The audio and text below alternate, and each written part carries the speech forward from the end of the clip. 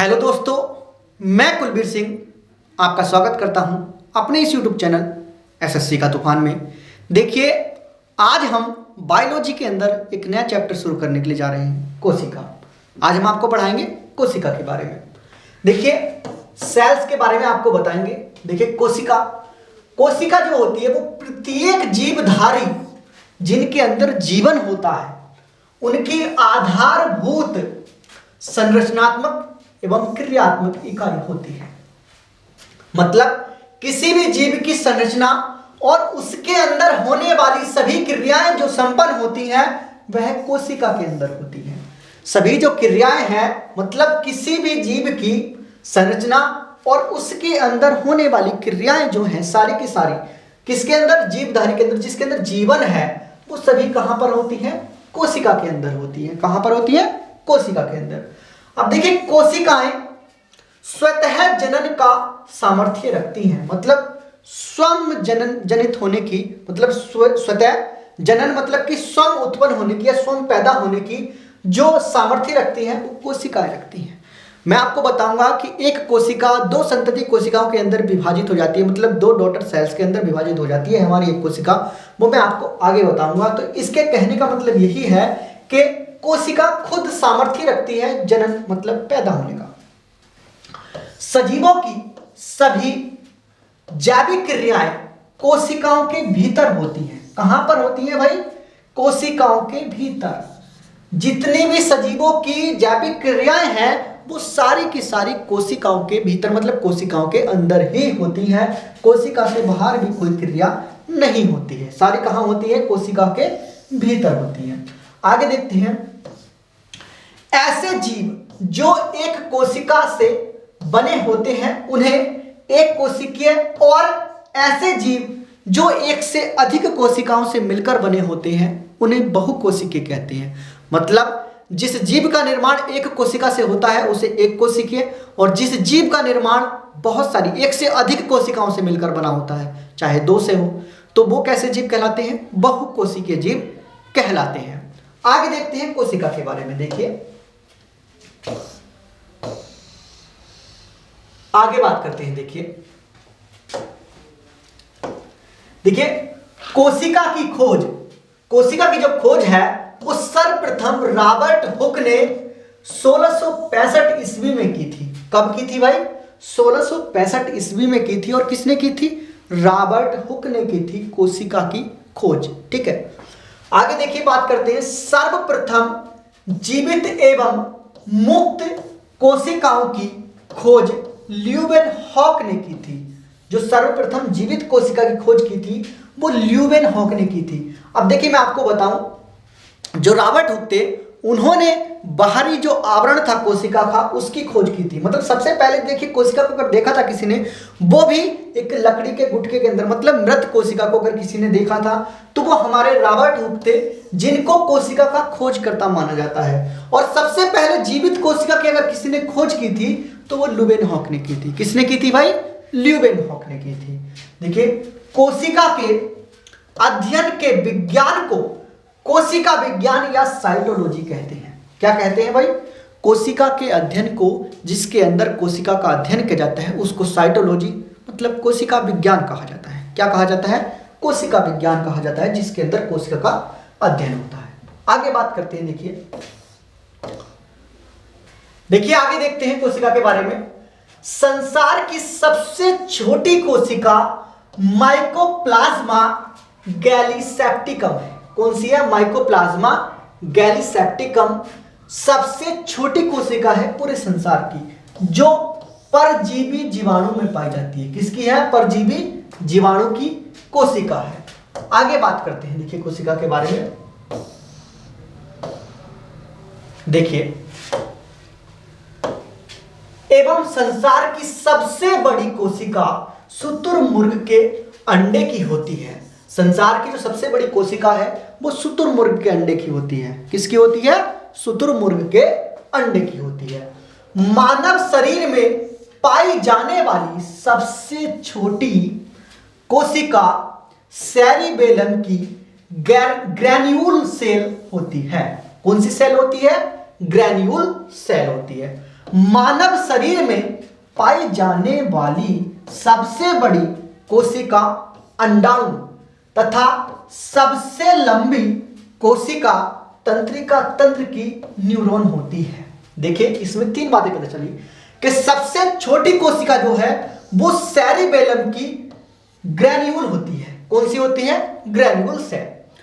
अगर हम देखें कि मानव शरीर में पाई जाने वाली सबसे बड़ी कोशिका जो होती है वो अंडाणु की होती है, ओवम की। किसकी होती है? अंडाणु की। और सबसे लंबी जो कोशिका होती है वो होती है तंत्रिका तंत्र की न्यूरॉन कोशिका। किसकी होती है? तंत्रिका तंत्र की होती है सबसे लंबी कोशिका। ठीक है, आगे बात करते हैं। देखिए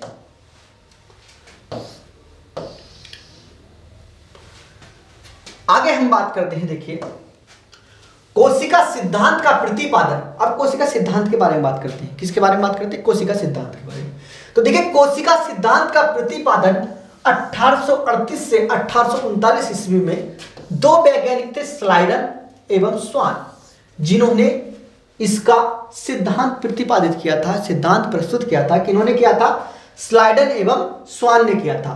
और कब किया था? 1838 से 1839 में।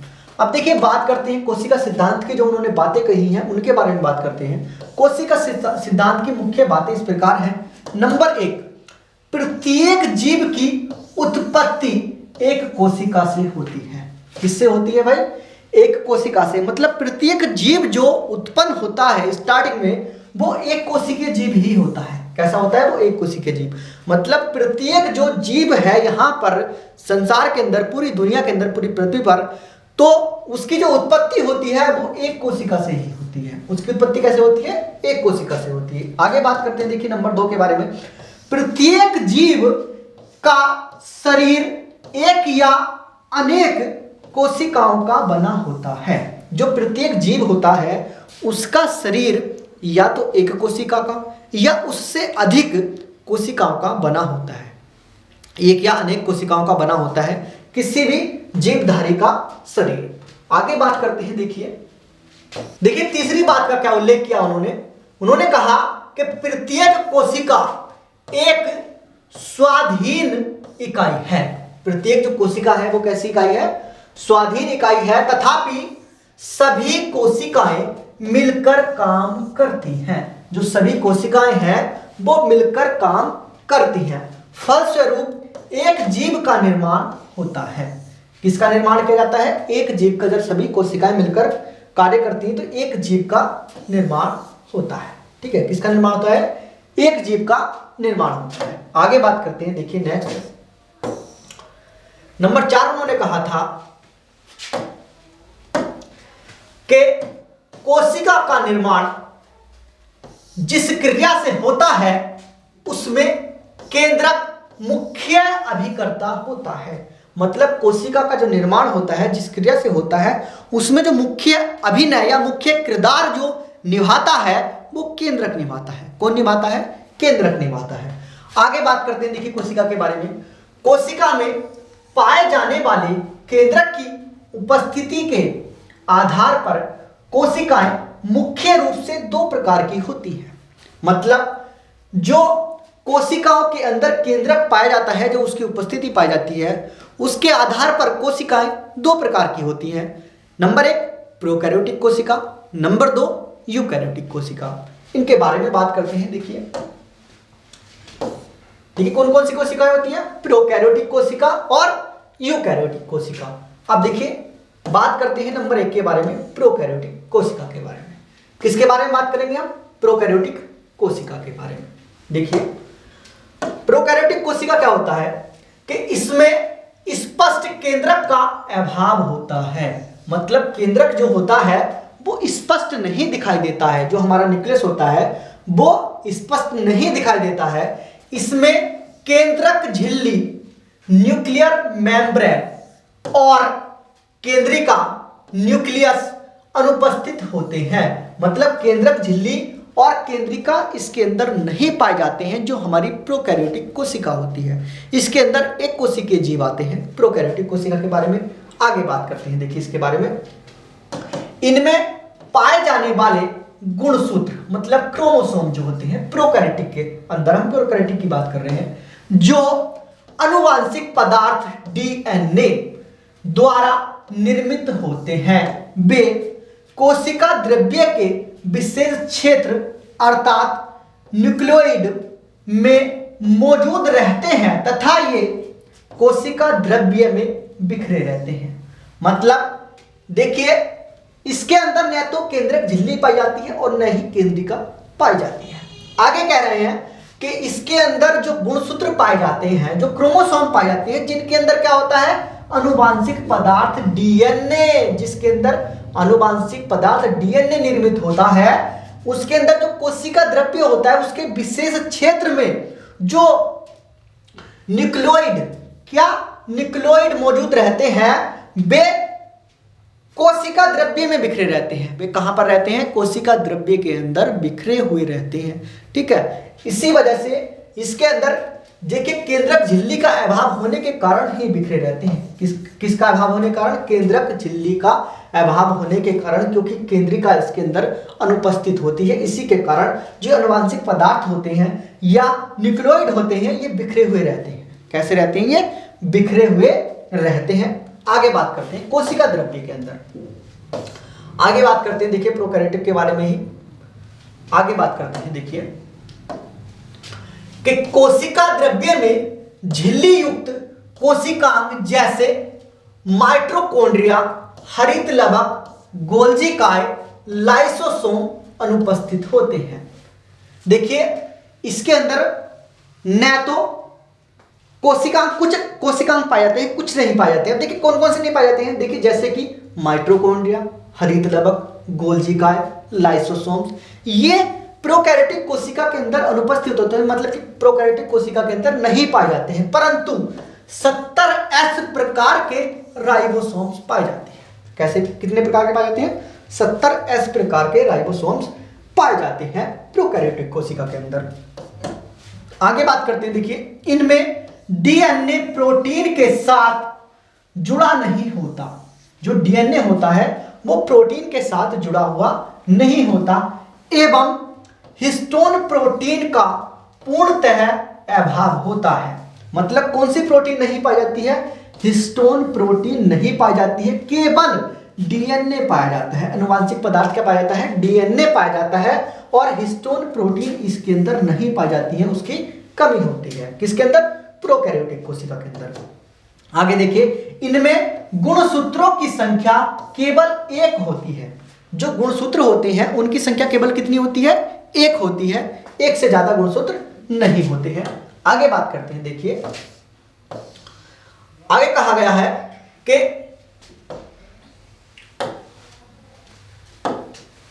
इस प्रकार की कोशिकाएं जीवाणु तथा नील हरित शैवाल, ब्लू ग्रीन एल्गी में पाई जाती हैं। मतलब कि जो जीवाणु होते हैं और जो नील हरित शैवाल होते हैं, उनकी जो कोशिका होती है वो प्रोकैरियोटिक कोशिका होती है। मतलब ये दोनों जीवाणु और नील हरित शैवाल जो बने हुए होते हैं वो प्रोकैरियोटिक कोशिका के बने होते हैं। कौन सी कोशिका के बने होते हैं, प्रोकैरियोटिक कोशिका के जीवाणु और नील हरित शैवाल। आगे बात करते हैं, देखिए आगे बात करते हैं, देखिए प्रोकैरियोटिक के बारे में, सॉरी यूकैरियोटिक के बारे में। आगे किसके बारे में बात करते हैं, यूकैरियोटिक, क्योंकि प्रोकैरियोटिक के बारे में हमने अभी बात कर ली है। अब हम बात करते हैं यूकैरियोटिक के बारे में। देखिए यूकैरियोटिक कोशिका, इनमें पूर्ण विकसित केंद्रक पाया जाता है। पूर्ण विकसित मतलब केंद्रक झिल्ली और केंद्रक सभी पूर्ण होते हैं। मतलब कि डीएनए और हिस्टोन प्रोटीन दोनों इनके अंदर पाए जाते हैं जो हमारी यूकैरियोटिक कोशिका होती है। देखिए आगे बात करते हैं, इसमें केंद्रक झिल्ली और केंद्रिका उपस्थित होती है। मतलब जो हमारी केंद्रक झिल्ली होती है और केंद्रिका जो होती है वो उपस्थित होती है यूकैरियोटिक कोशिका के अंदर। ठीक है, जब भी तो इसका जो केंद्रक होता है वो पूर्ण माना जाता है। ठीक है, अब देखिए कैसे, कोशिका द्रव्य में झिल्ली युक्त सभी कोशिकांग उपस्थित होते हैं। मतलब जो कोशिका द्रव्य होता है उसके अंदर जो कोशिका के अंग होते हैं वो झिल्ली युक्त होते हैं और सभी के सभी उपस्थित पाए जाते हैं कोशिका के अंदर। कैसी कोशिका में, यूकैरियोटिक कोशिका में। आगे देखिए, इनमें 70S एवं 80S दोनों प्रकार के राइबोसोम पाए जाते हैं। 70S और 80S दोनों प्रकार के राइबोसोम पाए जाते हैं यूकैरियोटिक कोशिका के अंदर, मगर प्रोकैरियोटिक के अंदर एक पाए जाते हैं केवल 70S प्रकार। आगे बात करते हैं, देखिए यूकैरियोटिक के बारे में आगे बात करते हैं। देखिए इनमें एक से अधिक गुणसूत्र पाए जाते हैं। मैंने आपको बताया था कि प्रोकैरियोटिक के अंदर केवल एक और यूकैरियोटिक के अंदर एक से अधिक गुणसूत्र पाए जाते हैं। इसमें डीएनए प्रोटीन के साथ जुड़ा हुआ होता है। कौन सी प्रोटीन के साथ? हिस्टोन प्रोटीन, तथा हिस्टोन प्रोटीन उपस्थित होती है। कौन सी प्रोटीन? हिस्टोन प्रोटीन इसके अंदर उपस्थित होती है, और डीएनए जो होता है वो प्रोटीन के साथ जुड़ा हुआ होता है, जिससे इसका केंद्रक पूर्ण माना जाता है। ठीक है, आगे देखिए बात करते हैं। विषाणु एवं जीवाणु को छोड़कर ये कोशिकाएं सभी पौधे तथा जंतुओं में पाई जाती हैं। मतलब जीवाणु और विषाणुओं को छोड़कर सभी जो पौधे और जंतु होते हैं उनकी जो कोशिकाएं होती हैं वो यूकैरियोटिक कोशिकाएं होती हैं। कैसी कोशिकाएं होती हैं उनकी कोशिकाएं? यूकैरियोटिक कोशिकाएं होती हैं। आगे बात करते हैं, देखिए आगे बात करते हैं, देखिए कोशिका अंग के बारे में। जो कोशिका द्रव्य अंग होते हैं कोशिका द्रव्य के अंदर, उनके बारे में बात करते हैं। Cytoplasmic organelles. अब देखिए कौन कौन से कोशिका द्रव्य में विभिन्न अंगक पाए जाते हैं। जो कोशिका द्रव्य होता है उसके अंदर विभिन्न अंगक पाए जाते हैं जो एक निश्चित कार्य करते हैं। जो कैसा कार्य करते हैं? एक निश्चित कार्य करते हैं। इनका वर्णन निम्नलिखित है। नंबर 1, कोशिका भित्ति। किसके बारे में बात करेंगे? कोशिका भित्ति के बारे में। देखिए कोशिका भित्ति के बारे में बात करते हैं। देखिए क्या कहती है कोशिका भित्ति, कि यह केवल पादप कोशिकाओं में पाया जाता है। जो कोशिका भित्ति होती है वो केवल कैसी कोशिकाओं में पाया जाता है? पादप कोशिका में। मतलब कि जंतु कोशिका में नहीं, पादप कोशिका में। मतलब कि जो पेड़ पौधे होते हैं उनके अंदर ही पाई जाती है कोशिका भित्ति। यह सेलुलोज का बना होता है। जो कोशिका भित्ति होती है वो किससे बनी होती है? सेलुलोज से। यह कोशिका की निश्चित आकृति एवं आकार बनाए रखने में सहायक होती है। मतलब यह जो होती है कोशिका की निश्चित आकृति आकार बनाए रखने में सहायक होती है। और जो जीवाणु होते हैं उनका कोशिका भित्ति जो होती है, उनकी कोशिका भित्ति वो पेप्टिडोग्लाइकेन की बनी होती है। कैसा बनी होती है भाई?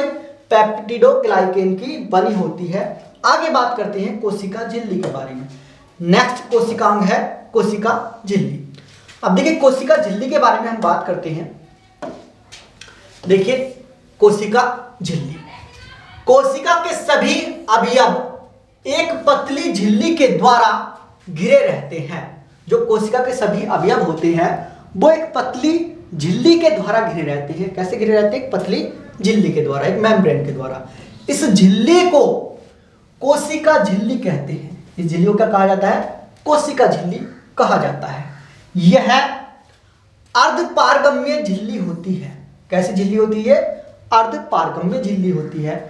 इसका मुख्य कार्य कोशिका के अंदर जाने वाले व अंदर से बाहर आने वाले पदार्थों का निर्धारण करना होता है।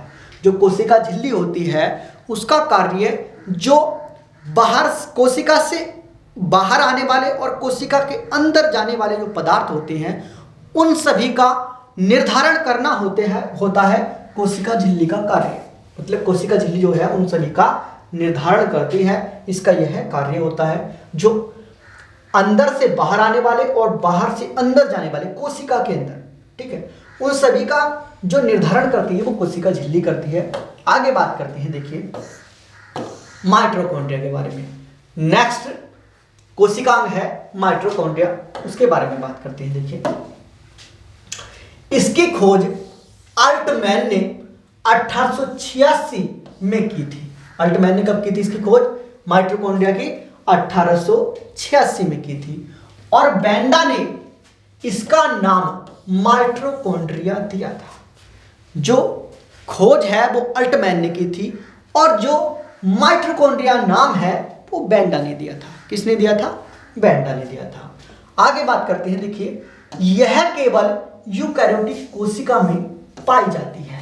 यह केवल किन में पाई जाती है? माइटोकॉन्ड्रिया केवल यूकैरियोटिक कोशिका में पाई जाती है, जिसका मुख्य कार्य श्वसन क्रिया को संपादित करना है। इसका मुख्य कार्य क्या होता है? श्वसन क्रिया को संपादित करना, श्वसन क्रिया को पूरा करना। प्रोकैरियोटिक कोशिकाओं में माइटोकॉन्ड्रिया के समरूप रचनाएं मीसोसोम पाई जाती है, जो उसी के समान माइटोकॉन्ड्रिया के समान मीसोसोम पाया जाता है प्रोकैरियोटिक कोशिका के अंदर, जो श्वसन देखिए क्या करता है, जो श्वसन तथा कोशिका विभाजन का कार्य करता है। किसका कार्य करता है भाई? श्वसन का और कोशिका विभाजन का कार्य करता है हमारा मीसोसोम, जो पाया जाता है प्रोकैरियोटिक कोशिका के अंदर। ठीक है, मीसोसोम जो होता है वो प्रोकैरियोटिक का श्वसन अंग होता है मीसोसोम जो होता है, और यूकैरियोटिक का जो श्वसन अंग होता है वो माइटोकॉन्ड्रिया होता है। मतलब जो कोशिका का विभाजन और कोशिका का श्वसन क्रिया होती है, श्वसन कार्य होता है प्रोकैरियोटिक का, वो मीसोसोम के अंदर होता है, और जो यूकैरियोटिक का होता है वो माइटोकॉन्ड्रिया के अंदर होता है। देखिए आगे बात करते हैं। माइटोकॉन्ड्रिया में ऑक्सीजन की उपस्थिति में भोजन के विखंडन से ऊर्जा मुक्त होती है। मतलब माइटोकॉन्ड्रिया के अंदर जो ऑक्सीजन उपस्थित होती है उसके द्वारा भोजन का जब विखंडन किया जाता है तो विखंडन से क्या होती है? ऊर्जा मुक्त होती है। ठीक है, और जो ऊर्जा मुक्त होती है वो एटीपी में होती है, एडिनोसिन ट्राइफॉस्फेट में। किस में होती है? एडिनोसिन ट्राइफॉस्फेट में ऊर्जा जो है वो विखंडित होती है, मुक्त होती है, और इसके रूप में संचित होती है, जिसके कारण हमारे शरीर को जो है वो कार्य करने की क्षमता मिलती है, कार्य करने की ऊर्जा मिलती है। यही कारण है कि माइटोकॉन्ड्रिया को कोशिका का पावर हाउस कहा जाता है। क्या कहा जाता है भाई? माइटोकॉन्ड्रिया को कोशिका का पावर हाउस कहा जाता है। अब देखिए, प्रत्येक कोशिका उसके अंदर माइटोकॉन्ड्रिया, प्रत्येक कोशिका के अंदर प्रत्येक माइटोकॉन्ड्रिया अलग अलग। अब वो माइटोकॉन्ड्रिया क्या करेगा? भोजन का जो विखंडन है उसको मतलब भोजन का विखंडन करेगा। भोजन का विखंडन करने के बाद ऊर्जा को उत्पन्न करेगा। ऊर्जा को मुक्त करने के बाद ऊर्जा को मुक्त करेगा वो एटीपी में, एडिनोसिन ट्राइफॉस्फेट में। अब देखिए, वो ऊर्जा जब मुक्त होगी तो उसका कार्य क्या होगा? हमारे शरीर को चलाना, जो हमारे शरीर, जो हमारा कार्य करता है शरीर कंप्लीट, वो किसके द्वारा होता है? ऊर्जा के द्वारा। और ऊर्जा कौन बनाता है, कौन पैदा करता है? माइटोकॉन्ड्रिया, जो हमारी श्वसन क्रिया को पूर्ण करता है। तो आप देखिए, इससे अनुमान लगा सकते हैं कि ऑक्सीजन का जो मुख्य कार्य होता है वो भोजन का विखंडन कराना, और उस भोजन का विखंडन होने के बाद जो ऊर्जा मुक्त होती है उससे हमारे शरीर को चलाना या संचालित जो किया जाता है वो ऊर्जा के द्वारा किया जाता है। तो इसमें अहम भूमिका किसकी होती है? ऑक्सीजन की होती है। किसकी भूमिका होती है? ऑक्सीजन की। नोट आगे देखिए, महत्वपूर्ण है कुछ, इसके बारे में बात करते हैं। देखिए, माइटोकॉन्ड्रिया में गोलाकार डीएनए एवं 70S राइबोसोम पाया जाता है, जो कि प्रोकैरियोटिक कोशिकाओं का लक्षण है। किनका लक्षण है? प्रोकैरियोटिक कोशिकाओं का। अब देखिए, हमें पता चला कि जो डीएनए मतलब अनुवांशिक पदार्थ है वो केंद्रक के अंदर पाया जाता है, हमें पता है। मगर एक कोशिकांग और है माइटोकॉन्ड्रिया, जिसके अंदर डीएनए पाया जाता है। किसके अंदर पाया जाता है? डीएनए माइटोकॉन्ड्रिया के अंदर। आगे बात करते हैं। देखिए, नेक्स्ट कोशिकांग के बारे में। देखिए, लवक मतलब प्लास्टिड के बारे में बात करते हैं। किसके बारे में बात करते हैं? प्लास्टिड के बारे में। देखिए, लवक सभी पादप कोशिकाओं व कुछ प्रोटोजोआ जैसे युगलीना में पाए जाते हैं। जो लवक है वो प्रोटोजोआ के अंदर जैसे कि युगलीना और सभी पादप कोशिकाओं में पाए जाते हैं, जंतु कोशिकाओं में नहीं पाए जाते हैं।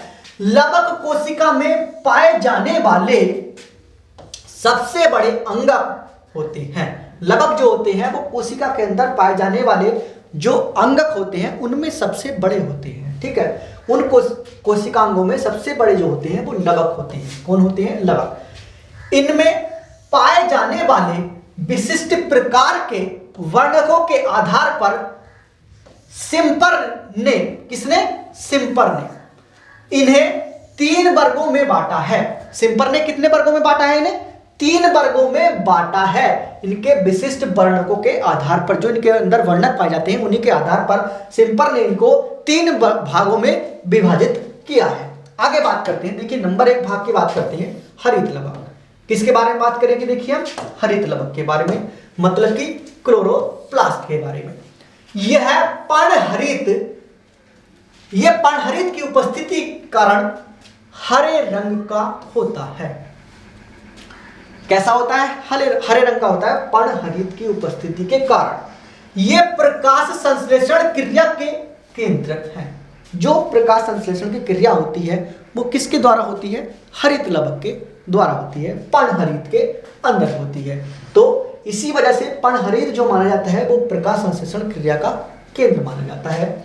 इसलिए ये सिर्फ प्रकाश संश्लेषण पादप कोशिकाओं में ही पाए जाते हैं। जो प्रकाश संश्लेषण करती हैं कोशिकाएं, उन्हीं के अंदर पाया जाता है हमारा पर्णहरित और हरित लवक। इसकी सहायता से पौधे भोजन बनाते हैं। जो भोजन बनाते हैं पौधे, वो पर्णहरित की सहायता से, हरित लवक की सहायता से बनाते हैं। आगे बात करते हैं, देखिए आगे हम बात करें तो देखिए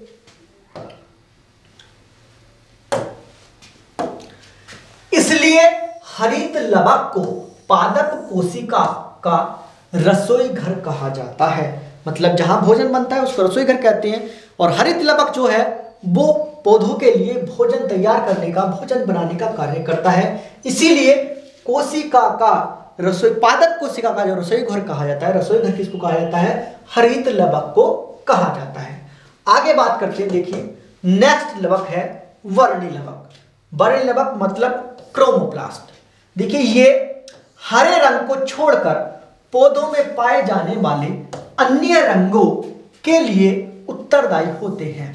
अब देखिए जैसे प्राय लाल, पीले, नारंगी रंग के होते हैं। अब देखिए लाल, पीले, नारंगी, बैंगनी कैसे भी कलर के हों, जो वे वर्णक होंगे, ठीक है, जो वो सारे के सारे किस में आएंगे? वो वर्णी लवक के अंदर आएंगे। किसके अंदर आएंगे? वर्णी लवक के। हरे रंग को छोड़ करके जितने भी सारे कलर होंगे वो किसके अंदर आते हैं? वो वर्णी लवक के अंदर आते हैं। किसके अंदर आते हैं भाई? वर्णी लवक के अंदर आते हैं। देखिए जैसे पुष्प, फल, भित्ति, बीज आदि में पाए जाते हैं। मतलब जो कलर हैं, जो रंग हैं, किनके अंदर पाए जाते हैं? पुष्प के अंदर, फूलों के अंदर, फल भित्ति के अंदर और बीजों के अंदर जो कलर पाए जाते हैं वो सभी किस पर आधारित होते हैं? वर्णी लवक पर। किस पर आधारित होते हैं भाई? वो वर्णी लवक पर आधारित होते हैं। जैसे कि कच्चे टमाटर पकने पर लाल रंग के हो जाती हैं। मतलब जो कच्चे टमाटर होते हैं अगर वो पकेंगे तो कैसे हो जाएंगे? वो लाल हो जाते हैं। अर्थात तीनों प्रकार के लवक आपस में परिवर्तित हो जाते हैं। अब जैसे कि हरा होगा वो तो हरित लवक होगा, जब वो परिवर्तित होगा तो किसमें होगा भाई?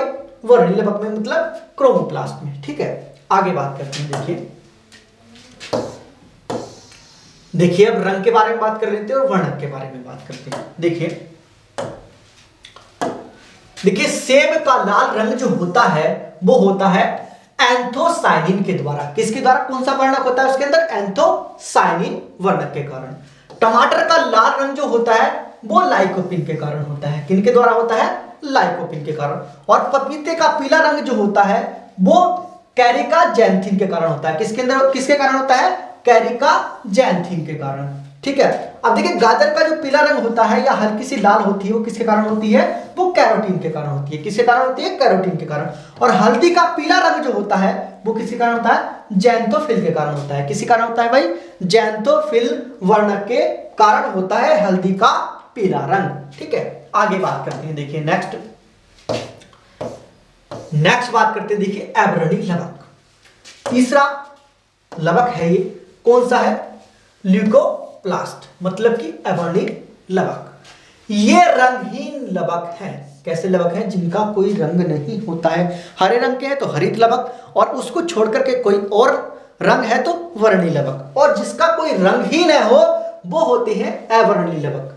जो पौधों के संचय अंगों में पाए जाते हैं, जो संचय अंग होते हैं उनके अंदर पाए जाते हैं। देखिए यह पौधों के उन भागों की कोशिकाओं में पाए जाते हैं, जो पौधिका के ऐसे भाग होते हैं, ऐसी कोशिका होती हैं जिनके अंदर ये पाए जाते हैं जो सूर्य प्रकाश से वंचित रहते हैं। मतलब जहां पर सूर्य का प्रकाश नहीं पहुंच पाता है, उन कोशिकाओं का जो रंग ना होना वो अवर्णीय लवक के कारण होता है। किनके कारण होता है? अवर्णीय लवक के कारण।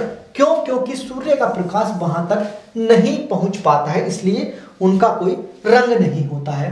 अर्थात जैसे कि जड़ एवं भूमिगत तनों में, जैसे मक्का, आलू और गेहूं आदि, ठीक है, इनकी जो जड़ें होती हैं, तने होते हैं, उनके अंदर प्रकाश ना पहुंचने के कारण सूर्य का वो रंगहीन रह जाते हैं और इसी वजह से उनको कहा जाता है अवर्णीय लवक, जिनके अंदर कोई रंग नहीं पाया जाता है।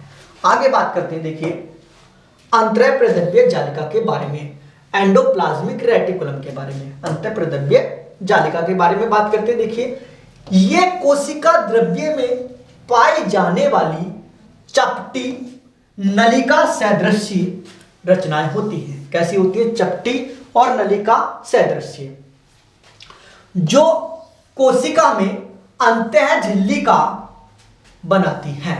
मतलब कोशिका के अंदर जो अंतः झिल्लिका बनाती है वो कौन बनाती है? अंतः प्रद्रव्य जालिका। ये केंद्रक से कोशिका झिल्ली तक फैली हुई होती है। ये केंद्रक से कहां तक फैली हुई होती है भाई? कोशिका झिल्ली तक फैली हुई होती है, केंद्रक से लेकर। यह लाइपोप्रोटीन की बनी होती है। किससे बनी हुई होती है भाई? ये जो होती है अंतः प्रद्रव्य जालिका, यह बनी होती है लाइपोप्रोटीन की। किससे बनी हुई होती है? लाइपोप्रोटीन से बनी हुई होती है। यह अंतः कोशिकीय परिवहन तंत्र का निर्माण करती है। अंतः कोशिकीय जो परिवहन तंत्र का निर्माण करती है वो हमारी अंतः प्रद्रव्य जालिका करती है, एवं केंद्रक से कोशिका द्रव्य में आनुवांशिक पदार्थों को ले जाने का पथ बनाती है। जो कोशिका द्रव्य होता है उसके अंदर आनुवांशिक पदार्थों को ले जाने का पथ जो बनाती है वो हमारी अंतः प्रद्रव्य जालिका बनाती है। ये दो प्रकार की होती है। कैसे होती है भाई? दो प्रकार के होते हैं। नंबर एक, देखिए नंबर एक होती है चिकनी अंतः प्रद्रव्य जालिका। कैसी जालिका? चिकनी अंतः प्रद्रव्य जालिका। इसकी सतह पर राइबोसोम की अनुपस्थिति के कारण यह चिकनी होती है। मतलब राइबोसोम नहीं पाए जाते इसकी सतह पर, इसलिए क्या होती है? चिकनी होती है। यह लिपिड तथा स्टेरॉइड संश्लेषण में सहायक होती है। मतलब लिपिड का और स्टेरॉइड का जो संश्लेषण करती हैं वो क्या करती है? हमारी चिकनी अंतः प्रद्रव्य जालिका करती है। आगे बात करते हैं खुरदरी अंतः प्रद्रव्य जालिका के बारे में। जो खुरदरी अंतः प्रद्रव्य जालिका होती है उसके बारे में बात करते हैं। देखिए अब देखिए राइबोसोम की उपस्थिति के कारण यह खुरदरी होती है। जिसमें राइबोसोम नहीं पाए जाते हैं वो होती है चिकनी, और जिसके अंदर राइबोसोम पाए जाते हैं वो क्या होती है? खुरदरी होती है। यह प्रोटीन संश्लेषण, अब जहां राइबोसोम होंगे वहां पर प्रोटीन का संश्लेषण होगा। वह श्रावण में सक्रिय भाग लेती हैं। देखिए प्रोटीन के संश्लेषण में और उसके श्रावण में भाग लेती हैं कौन? जो खुरदरी अंतः प्रद्रव्य जालिका होती है, क्योंकि उसके अंदर पाए जाते हैं राइबोसोम। क्या पाया जाता है? उस पर राइबोसोम उपस्थित होते हैं। आगे बात करते हैं, देखिए गोल्जी काय के बारे में। किसके बारे में बात करेंगे भाई? गोल्जी काय के बारे में। गोल्जी काय, गोल्जी बॉडी के बारे में बात करें। देखिए इसकी खोज कैमिलो गोल्जी नामक वैज्ञानिक ने की थी। किसने की थी भाई? कैमिलो गोल्जी ने। किसकी खोज? गोल्जी काय की। देखिए गोल्जी काय को पौधों में डिक्टियोसोम कहा जाता है। जो पौधे होते हैं उनके अंदर डिक्टियोसोम कहा जाता है गोल्जी काय को। क्या कहा जाता है? डिक्टियोसोम कहा जाता है गोल्जी काय को। जिसकी खोज किसने की थी भाई? कैमिलो गोल्जी ने की थी। आगे बात करते हैं, देखिए गोल्जी काय का मुख्य कार्य, जो इसका मुख्य कार्य होता है वो माइक्रोमोलिक्यूल्स, जो माइक्रोमोलिक्यूल्स होते हैं जैसे कि कार्बोहाइड्रेट्स, लिपिड, न्यूक्लिक एसिड का संवेष्टन करते हैं। क्या करते हैं? उनकी पैकिंग करते हैं, उनका संग्रहण मतलब उनको स्टोर करते हैं, व श्रावण उनका सेक्रेशन करते हैं। जो हमारी गोल्जिकाएं होती है, तो देखिए आसान भाषा में कहें तो हम क्या करती है, वो कार्बोहाइड्रेट, लिपिड और न्यूक्लिक एसिड को, कार्बोहाइड्रेट को और लिपिड को क्या करती है, वो उनका पैकिंग करती है, उनको स्टोर करती है और उनका जो सेक्रेशन होता है मतलब उनका श्रावण जो होता है, उन सभी का कार्य कौन करती है? हमारी गोल्जिकाएं करती है। कौन करती है? गोल्जिकाएं करती है। इसलिए इसे हम कोशिका के अणुओं का यातायात प्रबंधक भी कहते हैं। क्या कहते हैं भाई? इसलिए इसे जो कोशिकाएं होती हैं उनका यातायात प्रबंधक कहा जाता है, क्योंकि ये उनको स्टोर भी करती हैं, उनका सेक्रेशन भी करती हैं और उनको पैकिंग करने का भी कार्य कौन करती है? गोल्जिकाएं करती हैं। ठीक है, किसे? कार्बोहाइड्रेट को, लिपिड को और न्यूक्लिक एसिड को। आगे बात करते हैं। देखिए इसके बारे में ही देखें आगे। तो देखिए गोल्जिकाएं ग्लाइकोलिपिड व ग्लाइकोप्रोटीन निर्माण का मुख्य स्थल होती हैं। जहां पर ग्लाइकोलिपिड और ग्लाइकोप्रोटीन का निर्माण होता है वह होती है हमारी गोल्जिकाएं। ठीक है, प्रमुख स्थल किसका होता है? ग्लाइकोलिपिड का और ग्लाइकोप्रोटीन का, जहां पर निर्माण किया जाता है। आगे बात करते हैं राइबोसोम के बारे में। किनके बारे में बात करेंगे भाई? देखिए राइबोसोम के बारे में।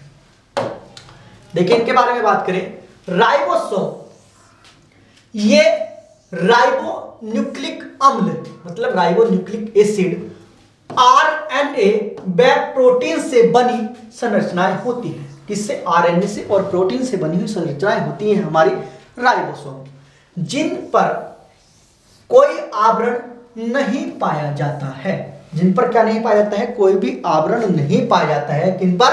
राइबोसोम्स पर। ये आगे बात करते हैं। देखिए इनके बारे में, ये अंतःप्रद्रव्य जालिका की झिल्ली की सतह पर सटे होते हैं। जो मैंने आपको भी बताई थी दो प्रकार की, तो चिकनी और एक खुरदरी अंतःप्रद्रव्य जालिका बताई थी। तो क्या होते हैं? उनकी झिल्ली पर ये सटे हुए होते हैं अंतःप्रद्रव्य जालिका की। आगे बात करते हैं, या फिर अकेले या गुच्छों में कोशिका द्रव्य में बिखरे रहते हैं। तो अकेले होते हैं या गुच्छों में कोशिका द्रव्य के अंदर बिखरे हुए रहते हैं।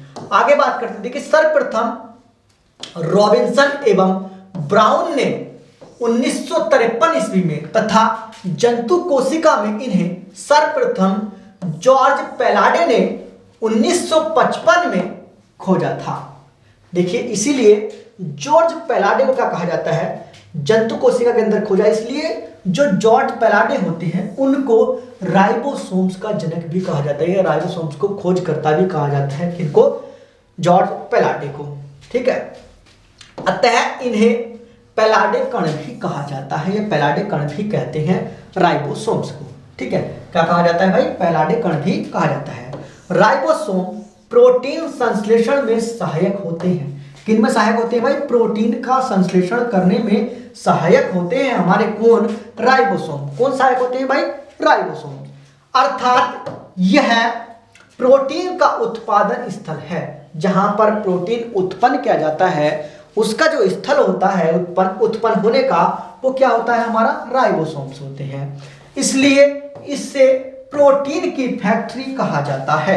क्या कहा जाता है? प्रोटीन की फैक्ट्री भी कहा जाता है हमारे राइबोसोम्स को, क्योंकि जहां पर प्रोटीन क्या होते हैं? उत्पन्न होते हैं। राइबोसोम का निर्माण केंद्रिका के द्वारा किया जाता है। केंद्रिका के द्वारा होता है किनका निर्माण? राइबोसोम्स का। आगे बात करते हैं। देखिए नोट है, देखिए नोट के बारे में बात करें तो देखिए स्तनी के लाल रुधिर कण में राइबोसोम एवं अंतःप्रद्रव्य जालिका नहीं पाई जाती हैं। जो स्तनी होते हैं उनकी जो लाल रुधिर कणिकाएं होती हैं आरबीसी के अंदर न तो राइबोसोम पाए जाते हैं और न ही अंतःप्रद्रव्य जालिका पाई जाती है।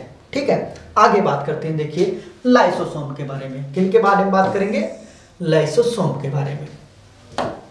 देखिए ये जंतु कोशिका में प्रचुर मात्रा में पाए जाते हैं।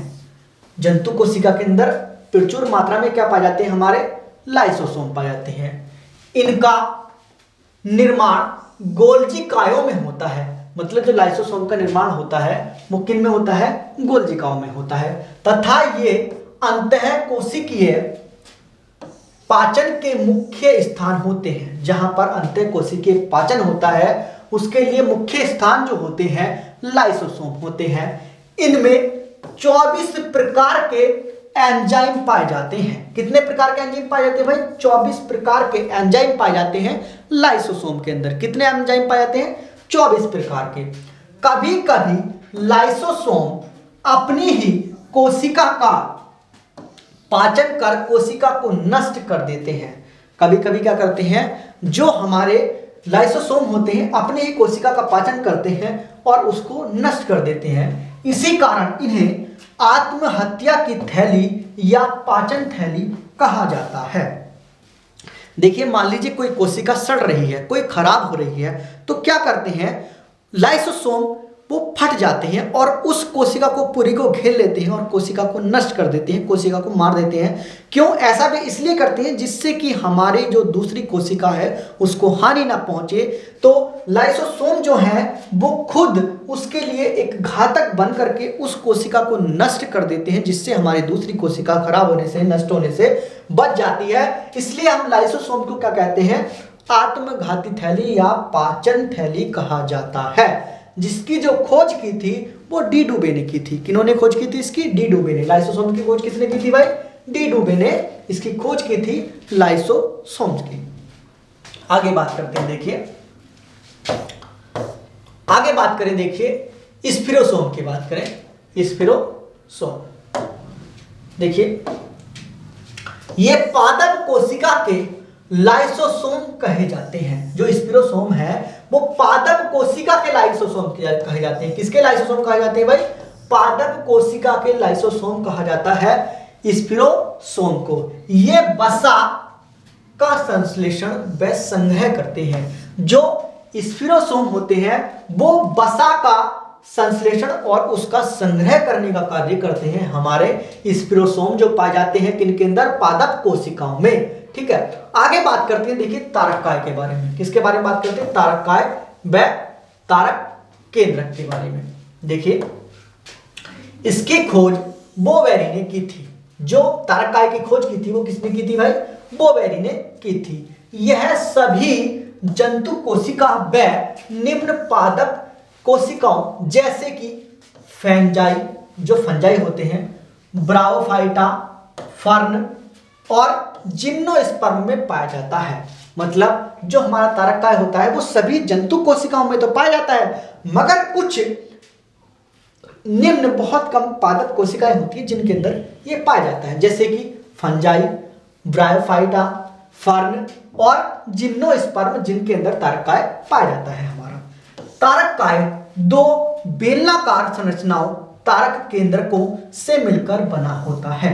किनसे बना होता है? तारक केंद्रकों से मिलकर बना होता है। आगे देखते हैं माइक्रोबॉडीज के बारे में। किन के बारे में देखते हैं? माइक्रोबॉडीज के बारे में। Number 1 peroxisome. किसके बारे में बात करते हैं? परऑक्सीसोम के बारे में। देखिए, यह पौधों में होने वाले प्रकाशीय श्वसन जो प्रकाशीय श्वसन होता है, फोटो रेस्पायरेशन, क्या होता है? फोटो रेस्पायरेशन होता है तथा कोशिका में हाइड्रोजन परऑक्साइड H2O2, क्या है ये? H2O2 उत्पादन में सहायक होता है। जो हमारा परऑक्सीसोम होता है, क्या होता है? परऑक्सीसोम वह पौधों के अंदर जब प्रकाशीय श्वसन मतलब फोटो रेस्पायरेशन होता है तथा कोशिका में जो हाइड्रोजन परऑक्साइड उत्पन्न होता है उसमें सहायक होता है हमारा परऑक्सीसोम। कौन सहायक होता है? परऑक्सीसोम। ठीक है, आगे बात करते हैं ग्लाइऑक्सीसोम में। देखिए, यह मुख्यतः ग्लाइऑक्सिलेट चक्र मतलब जिसको कहा जाता है ग्लाइकोनियोजेनेसिस में भाग लेता है। किसमें भाग लेता है भाई? ये ग्लाइकोनियोजेनेसिस में भाग लेता है। कौन? ऑक्सीसोम। कौन भाग लेता है? ग्लाइऑक्सीसोम। आगे बात करते हैं, देखिए नेक्स्ट बात करते हैं, देखिए रसधानी के बारे में, वोक्कल के बारे में बात कर लेते हैं। देखिए रसधानी के बारे में, कोशिका द्रव्य में जल, रस तथा उत्सर्जित पदार्थों को घेरने वाली एक संरचना पाई जाती है। मतलब जो कोशिका द्रव्य में जल, रस और उत्सर्जित पदार्थ निकलते हैं उनको घेरे रखने का जो कार्य करती है वो रसधानी करती है, जिसे क्या कहते हैं भाई? हम रसधानी कहते हैं। रसधानी एकल झिल्ली से घिरी होती है। जो रसधानी होती है वो एकल झिल्ली से घिरी हुई होती है। पादप कोशिका में यह कोशिका का 90% कितना भाई? 90% तक स्थान घेरती है। जो पादप कोशिका होती है उनका 90% स्थान कौन घेरती है भाई? हमारी रसधानी घेरती है एवं उसे कठोरता तथा सहारा प्रदान करती है। जो कोशिका होती है उसको कठोरता और सहारा प्रदान करती है हमारी रसधानी। कुछ विशिष्ट रसधानियां अपशिष्ट पदार्थों के उत्सर्जन का कार्य भी करती हैं। जो कुछ विशिष्ट महत्वपूर्ण रसधानियां होती हैं वो अपशिष्ट पदार्थों के उत्सर्जन का कार्य भी करती हैं और किन में पाई जाती हैं? पादप कोशिकाओं में पाई जाती हैं। ठीक है, देखिए अगर नोट देखा जाए इसका तो इसमें नोट है, लेकिन कुछ महत्वपूर्ण है कि कोशिका में अचल संपत्ति न्यूक्लिक अम्ल को कहा जाता है। जो अचल संपत्ति कहा जाता है कोशिका के अंदर वो न्यूक्लिक अम्ल को कहा जाता है। किनको कहा जाता है भाई? न्यूक्लिक अम्ल को कहा जाता है। आगे देखिए बात करते हैं हम एक कोशिका न्यूक्लियस। ठीक है, किसके बारे में बात करते हैं भाई? न्यूक्लियस के बारे में बात करते हैं, मतलब कि केंद्रक के बारे में हम बात करने के लिए जा रहे हैं। देखिए कोशिका में केंद्रक की खोज रॉबर्ट ब्राउन ने की थी। देखिए रॉबर्ट हुक ने तो कोशिका की खोज की थी, मगर केंद्रक की जो खोज की थी कोशिका के अंदर वो रॉबर्ट ब्राउन ने की थी। किन्होंने की थी भाई? रॉबर्ट ब्राउन ने की थी। और कब की थी? 1831 में की थी। कब की थी? 1831 में। केंद्रक कोशिका का नियंत्रण केंद्र होता है। जो कोशिका को नियंत्रित करता है वो कौन होता है? हमारा केंद्रक होता है। केंद्रक में क्रोमोसोम तथा जीन उपस्थित रहते हैं। जो केंद्रक होता है उसके अंदर क्रोमोसोम और जीन उपस्थित रहते हैं। जो केंद्रक होता है कोशिका का केंद्रक होता है। देखिए प्रोकैरियोटिक कोशिकाओं जैसे कि बैक्टीरिया तथा नीलहरित शैवाल आदि में केंद्रक मैंने आपको बताया था कैसा होता है? पूर्ण विकसित नहीं होता है। क्यों नहीं होता है? क्योंकि उसके अंदर डीएनए तो पाया जाता है, आनुवांशिक पदार्थ तो पाया जाता है, मगर उसके अंदर हिस्टोन प्रोटीन नहीं पाई जाती है, जिससे कि केंद्रक पूर्ण होता है। मतलब डीएनए और हिस्टोन प्रोटीन के जुड़ने से केंद्रक पूर्ण होता है और केंद्रक झिल्ली होती है जो उसको एक जगह सिमेट रखती है और बांधे रखने का कार्य करती है। और केंद्रक झिल्ली भी न्यूक्लियस मेम्ब्रेन जो होती है वो भी नहीं पाई जाती है प्रोकैरियोटिक कोशिका के अंदर। तो इसी कारण से इसे एंसिपिएंट क्या कहा जाता है? एंसिपिएंट न्यूक्लियस कहते हैं। क्या कहते हैं इसे? एंसिपिएंट न्यूक्लियस कहते हैं। केंद्रक निम्नलिखित 4 भागों से मिलकर बनता है। जो केंद्रक होता है वो 4 भागों से मिलकर बनता है। नंबर 1 केंद्रक झिल्ली। किससे बनता है? Nuclear membrane. देखिए केंद्रक झिल्ली के बारे में बात करते हैं। 4 भागों से मिलकर बनता है केंद्रक। पहले बात करते हैं केंद्रक झिल्ली के बारे में। यह दोहरी परत की एक झिल्ली है। कैसी है भाई? दोहरी परत की एक झिल्ली होती है जो केंद्रक को चारों ओर से घेरे रहती है। जो केंद्रक झिल्ली होती है वो दोहरी परत की होती है और केंद्रक को चारों ओर से घेरे रखती है। जो मैंने आपको बताया था अनुपस्थित होती है प्रोकैरियोटिक के अंदर और पाई जाती है यूकैरियोटिक के अंदर। इसके द्वारा केंद्रक कोशिका द्रव्य से पृथक रहता है, मतलब अलग रहता है कोशिका द्रव्य से केंद्रक। और बाहरी झिल्ली अंतः प्रद्रव्य जालिका से जुड़ी होती है। जो बाहरी झिल्ली होती है वो किससे जुड़ी होती है? अंतः प्रद्रव्य जालिका से, जिस पर राइबोसोम्स भी पाए जाते हैं। देखिए मैंने आपको पहले ही बता दिया है अंतः प्रद्रव्य जालिका पर क्या पाए जाते हैं? राइबोसोम्स भी पाए जाते हैं। आगे बात करते हैं। देखिए नेक्स्ट है केंद्रक द्रव्य। क्या है? केंद्रक द्रव्य। अगला भाग है केंद्रक का केंद्रक द्रव्य। केंद्रक के अंदर गाढ़ा अर्धतरल वह पारदर्शी द्रव्य जो होता है वो पाया जाता है और जिसे हम केंद्रक द्रव्य कहते हैं। क्या कहा जाता है? जिसको केंद्रक द्रव्य कहा जाता है। जो गाढ़ा और अर्ध तरल और पारदर्शी पदार्थ होता है केंद्रक के अंदर, उसको कहा जाता है केंद्रक द्रव्य। आगे बात करते हैं, देखिए केंद्रिका के बारे में। किसके बारे में बात करेंगे भाई? केंद्रिका के बारे में। अब देखिए केंद्रक के अंदर केंद्रक द्रव्य में एक छोटी गोलाकार झिल्ली रहती है।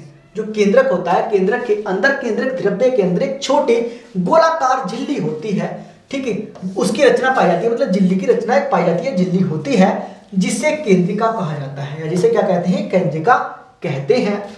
कोशिका विभाजन में केंद्रिका का विशेष महत्व होता है।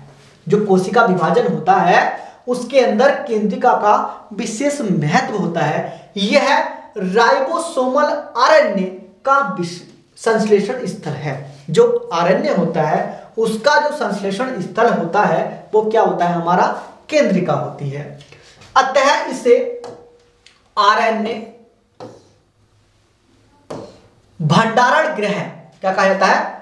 भंडारण या भंडार गृह कहा जाता है। आरएनए का सक्रिय रूप से प्रोटीन संश्लेषण करने वाली कोशिकाओं में केंद्रिका की संख्या अधिक व उनका आकार भी बड़ा होता है, ठीक है। जो केंद्रिका होती है वे अधिक संख्या में होती हैं और उनका आकार भी क्या होता है? बड़ा होता है, ठीक है। आगे बात करते हैं क्रोमेटिन जालिका के बारे में। किसके बारे में बात करते हैं? देखिए भाई क्रोमेटिन जालिका के बारे में। केंद्रक द्रव्य में अत्यधिक महीन व विस्तृत धागेनुमा रचनाएं पाई जाती हैं। मतलब जो केंद्रक द्रव्य होता है उसके अंदर अत्यंत महीन, बहुत ज्यादा महीन व विस्तृत धागेनुमा संरचनाएं पाई जाती हैं जिन्हें क्रोमेटिन जाल कहा जाता है। जिनको क्या कहते हैं भाई? क्रोमेटिन जाल कहते हैं। विभाजन के समय यही क्रोमेटिन जाल संघनित व व्यवस्थित होकर मोटी छड़ जैसी हो जाती है। मतलब संघनित होकर क्या हो जाती है? मोटी छड़ रोड की तरह हो जाती है, जिसे गुणसूत्र कहते हैं। उस छड़ को क्या कहते हैं? गुणसूत्र कहते हैं। कहा जाता है, क्या कहा जाता है भाई? गुणसूत्र कहा जाता है। क्रोमेटिन डीएनए एवं प्रोटीन से बनी रचना होती है। जो हमारी क्रोमेटिन होती है वो डीएनए आनुवांशिक पदार्थ और किससे बनी होती है? प्रोटीन से बनी होती है, ठीक है। अब देखिए वो संघनित हो जाते हैं, व्यवस्थित हो जाते हैं जब मोटी छड़ के रूप में, तो उनको क्या कहा जाता है भाई? गुणसूत्र कहा जाता है। और गुणसूत्र के अंदर क्या होता है? क्रोमेटिन जो होते हैं उनके अंदर आप जानते हो कि डीएनए एवं क्या होता है? प्रोटीन पाया जाता है उनके अंदर, ठीक है। आगे बात करते हैं, देखिए आगे बात करें, देखिए गुणसूत्र के बारे में। किनके बारे में बात करें हम? क्रोमोसोम के बारे में। देखिए गुणसूत्र के बारे में बात करें तो कोशिका के केंद्रक में गुणसूत्र महीन, लंबे तथा कुंडलित धागे के रूप में दिखाई देते हैं। क्योंकि अभी मैंने आपको बताया था क्रोमेटिन के धागे वही क्या होते हैं? गुणसूत्र होते हैं। और गुणसूत्र के अंदर क्या होता है भाई? जो आनुवांशिक पदार्थ वगैरह पाए जाते हैं वो मैंने आपको अभी बताया है, ठीक है। तथा कोशिका विभाजन के समय ये स्पष्ट दिखाई देते हैं। मतलब जब कोशिका विभाजित होती है, दो भागों में बढ़ती है, तो ये क्या होते हैं? स्पष्ट रूप से दिखाई देते हैं। गुणसूत्र का शीर्ष भाग टेलोमियर कहलाता है। जो शीर्ष भाग होता है वो क्या कहलाता है? गुणसूत्र का टेलोमियर कहलाता है। अब देखिए आगे बात करते हैं। गुणसूत्र जो होते हैं वो मुख्यतः डीएनए 40% डीएनए एवं क्षारीय हिस्टोन प्रोटीन 60% का बना होता है। जो हमारा गुणसूत्र होता है वो किसका बना होता है? मतलब उसमें 40% भाग तो होता है डीएनए आनुवांशिक पदार्थ का, और 60% जो भाग होता है वो हिस्टोन प्रोटीन का होता है, जिससे कि हमारा गुणसूत्र क्या होता है? पूर्ण होता है, जिसके अंदर 40% आनुवांशिक पदार्थ और 60% प्रोटीन पाई जाती है, ठीक है।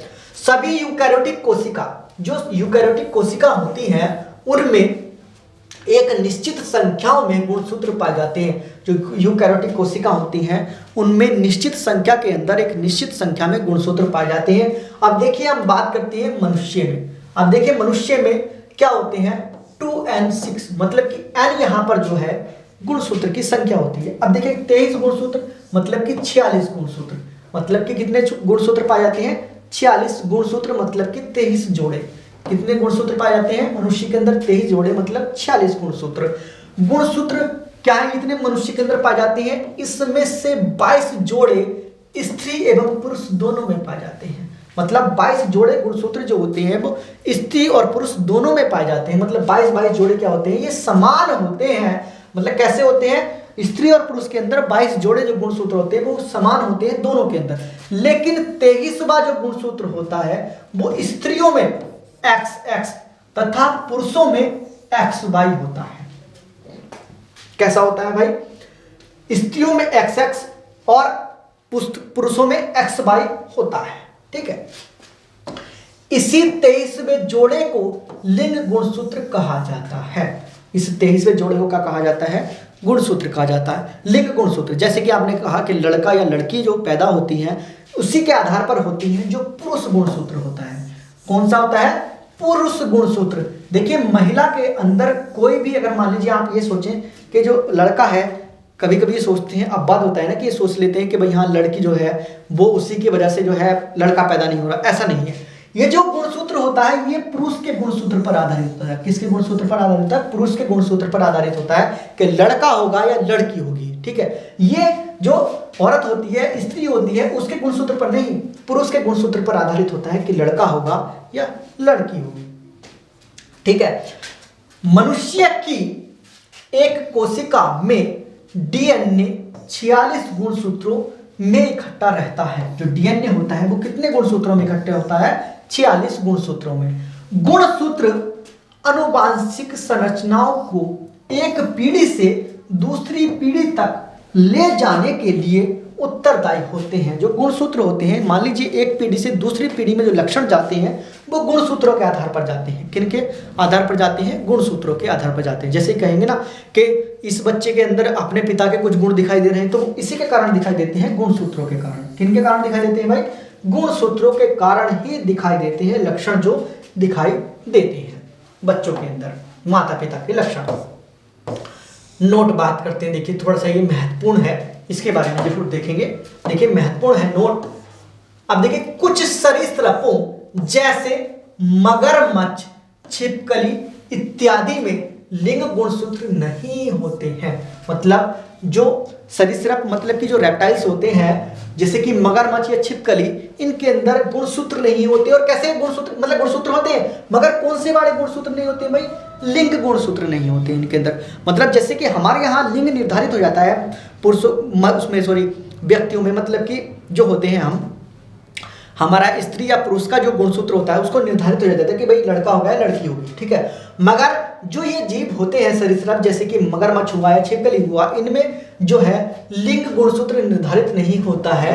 इन जीवों में जो लिंग का निर्धारण होता है वो पर्यावरणीय ताप द्वारा होता है। मतलब जो पर्यावरणीय ताप होता है उसी के आधार पर लिंग निर्धारित होता है कि वो स्त्री होगी या पुरुष। ठीक है, जो लिंग निर्धारण तय किया जाता है वो किस पर किया जाता है, पर्यावरणीय ताप पर आधारित होता है। किस पर आधारित होता है, वो पर्यावरणीय ताप पर आधारित होता है। आगे बात करते हैं, देखिए अनुवांशिक पदार्थ डीएनए के बारे में बात करते हैं। किसके बारे में बात करते हैं भाई, डीएनए के बारे में बात करते हैं। अनुवांशिक पदार्थ डीएनए, डीऑक्सीराइबोन्यूक्लिक एसिड के बारे में बात करते हैं। मतलब डीएनए के बारे में क्या है, डीऑक्सीराइबोन्यूक्लिक एसिड, डीएनए। देखिए डीएनए एक न्यूक्लिक एसिड है। डीएनए क्या है, हमारा एक न्यूक्लिक एसिड होता है जो प्रोटीन के साथ मिलकर गुणसूत्र की संरचना बनाता है। जो डीएनए होता है वो प्रोटीन के साथ किसकी संरचना बनाता है, गुणसूत्र की। मतलब जब डीएनए और प्रोटीन एक साथ मिलते हैं तो वो निर्माण करते हैं किसका, गुणसूत्र का निर्माण करते हैं। किसका निर्माण करते हैं, गुणसूत्र का। यह कोशिका के केंद्रक में धागे के रूप में फैला रहता है। किसके अंदर, मतलब केंद्रक के अंदर धागे के रूप में फैला रहता है। डीएनए की कुछ मात्रा केंद्रक के अतिरिक्त माइटोकॉन्ड्रिया तथा क्लोरोप्लास्ट में भी पाई जाती है। मतलब हरित लवक, क्लोरोप्लास्ट मतलब कि हरित लवक। अब देखिए हमें पता चला कि केंद्रक के अंदर डीएनए पाया जाता है, ये हकीकत बात है कि अनुवांशिक पदार्थ डीएनए केंद्रक के अंदर पाया जाता है, मगर माइटोकॉन्ड्रिया और क्लोरोप्लास्ट के अंदर भी डीएनए अनुवांशिक पदार्थ पाया जाता है। तो कोशिका के अंदर जो 3 कोशिकाएं हैं, तो माइटोकॉन्ड्रिया, एक क्लोरोप्लास्ट और केंद्रक, जिनके अंदर अनुवांशिक पदार्थ डीएनए पाया जाता है। मूल रूप से यह है, देखते हैं आगे, देखिए मूल रूप से यह है एक अनुवांशिक पदार्थ है। कैसा पदार्थ है भाई? ये अनुवांशिक पदार्थ है जो लक्षणों या गुणों को माता पिता से संतानों में पहुंचाने का कार्य करता है। मतलब जो अनुवांशिक पदार्थ होता है डीएनए, वो एक लक्षण पदार्थ होता है, मतलब कि एक पीढ़ी से दूसरे पीढ़ी में लक्षण जो पहुंचाने का कार्य करता है, वो हमारा कौन करता है? अनुवांशिक पदार्थ करता है, डीएनए। ठीक है, कौन करता है? डीएनए। मतलब माता पिता के जो लक्षण होते हैं वो किसके द्वारा जाते हैं? डीएनए के द्वारा जाते हैं। और डीएनए की संरचना 3 प्रकार के पदार्थों से निर्मित होती है। जो 3 प्रकार के पदार्थ होते हैं उनसे बना हुआ होता है हमारा डीएनए। अब देखिए बात करते हैं नाइट्रोजन क्षार के बारे में। देखिए नाइट्रोजन क्षार होते हैं 4 प्रकार के। अब हम बात करते हैं, देखिए पहले शुगर के बारे में। देखिए शुगर भी पाई जाती है किसके अंदर? डीएनए के अंदर। डीएनए में 2D ऑक्सीराइबोज तथा आरएनए में राइबोज नामक 5 कार्बन शुगर होती है। कैसी होती है? 5 कार्बन शुगर पाई जाती है। किनके अंदर? डीएनए के अंदर और आरएनए के अंदर। आरएनए के अंदर राइबोज शर्करा और डीएनए के अंदर ऑक्सीराइबोज शर्करा पाई जाती है। ठीक है, आगे बात करते हैं, देखिए फास्फोरिक अम्ल के बारे में। किसके बारे में बात करते हैं? फास्फोरिक अम्ल, मतलब कि H3PO4। क्या है ये? देखिए ये है H3PO4। डीएनए के नाइट्रोजन क्षारों में हमेशा एडेनिन ए तथा थायमिन टी के साथ एक एवं ग्वानिन जी का साइटोसिन सी के साथ युग्मन, मतलब कि जोड़ा होता है। मतलब कि देखिए कितने 4 नाइट्रोजन क्षार होते हैं, एक तो एडेनिन और एक थायमिन, ठीक है, और एक ग्वानिन और एक साइटोसिन। देखिए ये चारों जुड़े हुए होते हैं, अलग अलग होते हैं। देखिए कैसे? एडेनिन के साथ थायमिन जुड़ा हुआ होता है और ग्वानिन के साथ साइटोसिन जुड़ा हुआ होता है। ठीक है, जो 4 नाइट्रोजन क्षार होते हैं, मतलब एडेनिन तो थायमिन के साथ जुड़ेगा और ग्वानिन किसके साथ जुड़ता है? साइटोसिन के साथ जुड़ा हुआ होता है, जो जोड़ा बनाते हैं ये। ठीक है, जबकि आरएनए में थायमिन के स्थान पर, थायमिन मतलब कि टी, प्रदर्शित किसी के साथ? टी से, उसके स्थान पर यूरेसिल होता है नामक पिरिमिडीन क्षार पाया जाता है। मतलब आरएनए में थायमिन नहीं पाया जाता है, उसके स्थान पर यूरेसिल पाया जाता है। क्या पाया जाता है? यूरेसिल। थायमिन जो पाया जाता है वो पाया जाता है, देखिए जंतु के अंदर, और जो पादपों में पाया जाता है वो यूरेसिल पाया जाता है। ठीक है, देखिए जो क्या है? नाइट्रोजन क्षार है। तो हमें पता चला कि थायमिन जो होता है उसके स्थान पर आरएनए के अंदर यूरेसिल पाया जाता है। क्या पाया जाता है भाई? यूरेसिल पाया जाता है। आगे बात करते हैं, देखिए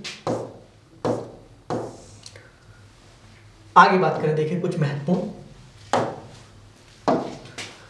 देखिए जेम्स वाटसन तथा फ्रांसिस क्रिक ने 1953 में डीएनए की द्विकुंडलित संरचना, कैसे?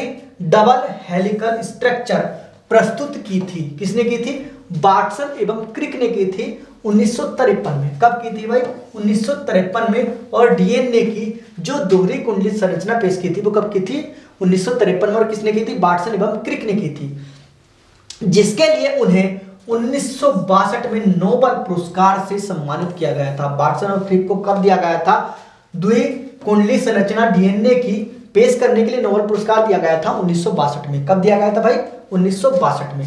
आगे बात करते हैं, देखिए कुछ महत्वपूर्ण पहलू है, इनके बारे में देख रहे हैं। देखिए आगे बात करते हैं, देखिए सुगर फास्फेट बैकबोन न्यूक्लिक अम्ल डीएनए एवं आरएनए के संरचनात्मक ढांचे का निर्माण करते हैं। जो सुगर फास्फेट होते हैं, बैकबोन न्यूक्लिक अम्ल के संरचनात्मक ढांचे का निर्माण करते हैं। ये ऋणात्मक रूप से आवेशित एवं जलरागी होते हैं। कैसे होते हैं? ऋणात्मक रूप से आवेशी एवं जलरागी होते हैं, जो डीएनए बैकबोन को जल के साथ बंधन बनाने में मददगार होते हैं या मदद करते हैं। ठीक है, आगे देखते हैं, देखिए विभिन्न प्रजातियों की कोशिकाओं से प्राप्त डीएनए खंडों को पुनर्योजित डीएनए तकनीक के द्वारा समायोजित कर प्रक्रियात्मक डीएनए की रचना की जा सकती है। ठीक है, मतलब कि विभिन्न जो प्रजातियां होती हैं उनकी कोशिकाओं से जो डीएनए प्राप्त होता है उसके खंडों को पुनर्योजित डीएनए तकनीक के द्वारा समायोजित करके प्रक्रियात्मक डीएनए की रचना की जा सकती है। ठीक है, आगे बात करते हैं, देखिए आगे है, देखिए कि जंतु कोशिका से प्राप्त डीएनए के किसी भाग को जीवित कोशिका से बाहर प्रयोगशाला में प्राकृतिक करना संभव है। प्रतिकृत मतलब जो जंतु कोशिका से प्राप्त डीएनए होता है उसके किसी भी भाग को जीवित कोशिका से बाहर प्रयोगशाला में प्रतिकृत करना संभव है। प्रतिकृत करना संभव है। कृत्रिम प्रक्रियात्मक जो कृत्रिम प्रक्रियात्मक डीएनए होता है उसके हिस्से प्रयोगशाला में निर्मित किए जा सकते हैं। जो कृत्रिम प्रक्रियात्मक जो डीएनए होता है उसके हिस्सों को प्रयोगशाला में निर्मित किया जा सकता है। आगे बात करते हैं, देखिए राइबोन्यूक्लिक एसिड आरएनए। किसके बारे में बात करते हैं? देखिए आरएनए के बारे में बात करते हैं।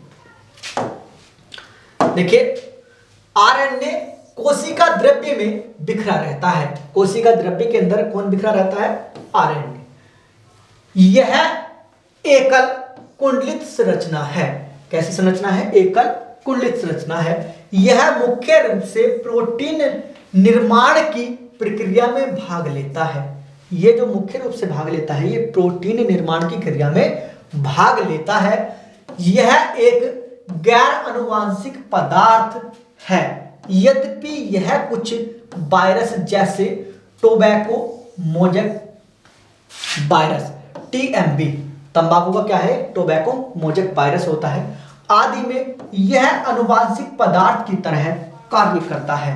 जो आरएनए होता है वो कैसे आनुवांशिक पदार्थ की तरह कार्य करता है, जैसे कि हमने एक एग्जांपल दिया टोबैको मोजैक वायरस का। ठीक है, कुछ वायरसों में क्या करता है? आनुवांशिक पदार्थ का कार्य करता है।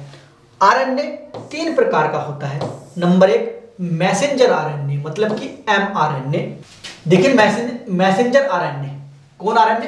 एमआरएनए। तो मैसेंजर आरएनए की बात करें, देखिए यह डीएनए में अंकित सूचनाओं को प्रोटीन संश्लेषण स्थल पर लाने का कार्य करता है। मतलब जो सूचनाएं होती हैं प्रोटीन के संश्लेषण की, उनको लाने का कार्य कौन करता है? हमारा मैसेंजर आरएनए करता है। आगे बात करते हैं, देखिए राइबोसोमल आरएनए, मतलब कि आरआरएनए। इसका निर्माण केंद्रिका न्यूक्लियस में होता है।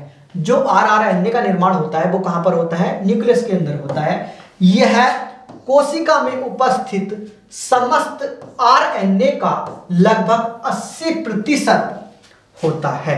मतलब जो समस्त आरएनए होता है उपस्थित कोशिका के अंदर, उसका 80% भाग कौन सा होता है? आरआरएनए होता है। इसका मुख्य कार्य राइबोसोम के संरचनात्मक संगठन में सहायता प्रदान करना होता है।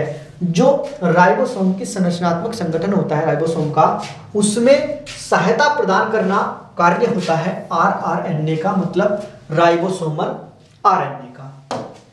आगे बात करते हैं, देखिए ट्रांसफर आरएनए, मतलब कि टीआरएनए। अब देखिए क्या करता है, यह सभी में सबसे छोटा आरएनए है, मतलब ये सबसे छोटा आरएनए कौन सा होता है, टीआरएनए होता है। इसका मुख्य कार्य एमिनो अम्लों को प्रोटीन संश्लेषण स्तर पर लाना होता है, मतलब जो ट्रांसफर करता है एमिनो अम्लों को वो टीआरएनए का कार्य होता है। किसका कार्य होता है भाई, वो टीआरएनए का कार्य होता है। टीआरएनए की संरचना जानने में भारतीय मूल के जीव विज्ञानी एच.जी. खुराना का महत्वपूर्ण योगदान है। मतलब टीआरएनए को जानने में सबसे महत्वपूर्ण योगदान जो है वो हमारे भारतीय वैज्ञानिक हैं एच.जी. खुराना, उनका है। उनका एक महत्वपूर्ण योगदान है इसको जानने में। उनके इस योगदान के लिए उन्हें नीरनबर्ग तथा रॉबर्ट होले के साथ संयुक्त रूप से 1968 में नोबेल पुरस्कार दिया गया था। कब दिया गया था भाई, 1968 में दिया गया था। और किसके साथ दिया गया था, नीरनबर्ग और रॉबर्ट होले के साथ। किनके साथ, नीरनबर्ग और रॉबर्ट होले के साथ एच.सी. खुराना को। आगे बात करते हैं, देखिए डीएनए तथा आरएनए के बीच तुलना, कंपेयर करते हैं। देखिए डीएनए और आरएनए के बीच में, अब देखिए आरएनए और डीएनए में, देखिए नंबर 1 है उपस्थित, मतलब डीएनए और आरएनए कहां पर उपस्थित होता है। तो देखिए डीएनए जो होता है वो केंद्रक के अंदर माइटोकॉन्ड्रिया में और क्लोरोप्लास्ट में उपस्थित होता है। आरएनए कोशिका द्रव्य में तथा केंद्रक द्रव्य में उपस्थित होता है हमारा आरएनए। आगे बात करते हैं, देखिए नेक्स्ट है नंबर 2 है पिरिमिडीन क्षार। तो देखिए इसमें क्या होता है, साइटोसिन तथा थायमिन होते हैं, और इसके अंदर होता है आरएनए के अंदर साइटोसिन तथा यूरेसिल। ठीक है, पिरिमिडीन जो क्षार होते हैं डीएनए के अंदर वो साइटोसिन तथा थायमिन होते हैं, और आरएनए के अंदर साइटोसिन और यूरेसिल होते हैं। आगे बात करते हैं, देखिए नेक्स्ट प्यूरिन क्षार। देखिए प्यूरिन क्षार जो होते हैं डीएनए के अंदर कौन कौन से होते हैं, एडेनिन तथा ग्वानिन होते हैं, और आरएनए के अंदर भी एडेनिन तथा ग्वानिन होते हैं। ठीक है, प्यूरिन क्षार जो होते हैं वो समान होते हैं दोनों के अंदर। आगे बात करते हैं, देखिए पेंटोस शुगर। अब देखिए पेंटोस शुगर डीएनए के अंदर कौन सी होती है और आरएनए के अंदर कौन सी होती है। देखिए डीऑक्सीराइबोज जो शुगर होती है वो डीएनए के अंदर होती है, और राइबोज शुगर जो होती है वो किन के अंदर होती है, आरएनए के अंदर होती है। नंबर 5 की बात करें, देखिए कार्य की बात करें तो देखिए आनुवांशिक सूचनाओं का हस्तांतरण, जो आनुवांशिक सूचनाओं का हस्तांतरण करता है वो हमारा कौन करता है, डीएनए करता है, और आरएनए जो करता है वो प्रोटीन का संश्लेषण करता है। प्रोटीन का संश्लेषण कौन करता है भाई, हमारा आरएनए करता है। आगे बात करते हैं, देखिए नेक्स्ट है जीन। किन के बारे में बात करते हैं, देखिए जीन के बारे में। अब जीन के बारे में बात करें, जीन आनुवांशिकता की इकाई होती है। जो आनुवांशिकता की इकाई है वो क्या है, हमारी जीन है। जीन डीएनए का वह भाग है जो किसी विशिष्ट कार्य को संपादित करता है, मतलब विशिष्ट कार्य को पूरा करता है। ठीक है, वो कौन है, हमारा जीन है। ठीक है, और किसे पाया जाता है, वो आनुवांशिक पदार्थ में पाया जाता है। वायरस में जीन डीएनए अथवा आरएनए से बना होता है। जो वायरस होता है उसके अंदर जो जीन होता है वो डीएनए या आरएनए से बना होता है, जबकि यूकैरियोटिक जीवों में यह केवल डीएनए का बना होता है। जो यूकैरियोटिक जीव होते हैं उनके अंदर केवल ये डीएनए का बना हुआ होता है। आगे देखिए ह्यूमन जीनोम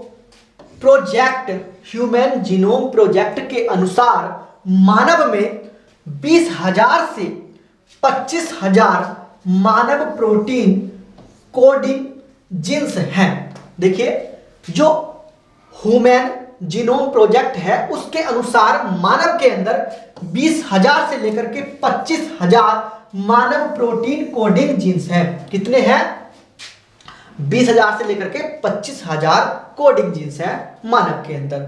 आगे बात करते हैं, देखिए जीन अपना कार्य एंजाइम के माध्यम से करता है। जो जीन है वो अपना कार्य जो करता है वो एंजाइम के माध्यम से करता है, किसी भी एंजाइम के माध्यम से करता है जीन अपना कार्य। आगे बात करते हैं, देखिए जीन के बारे में,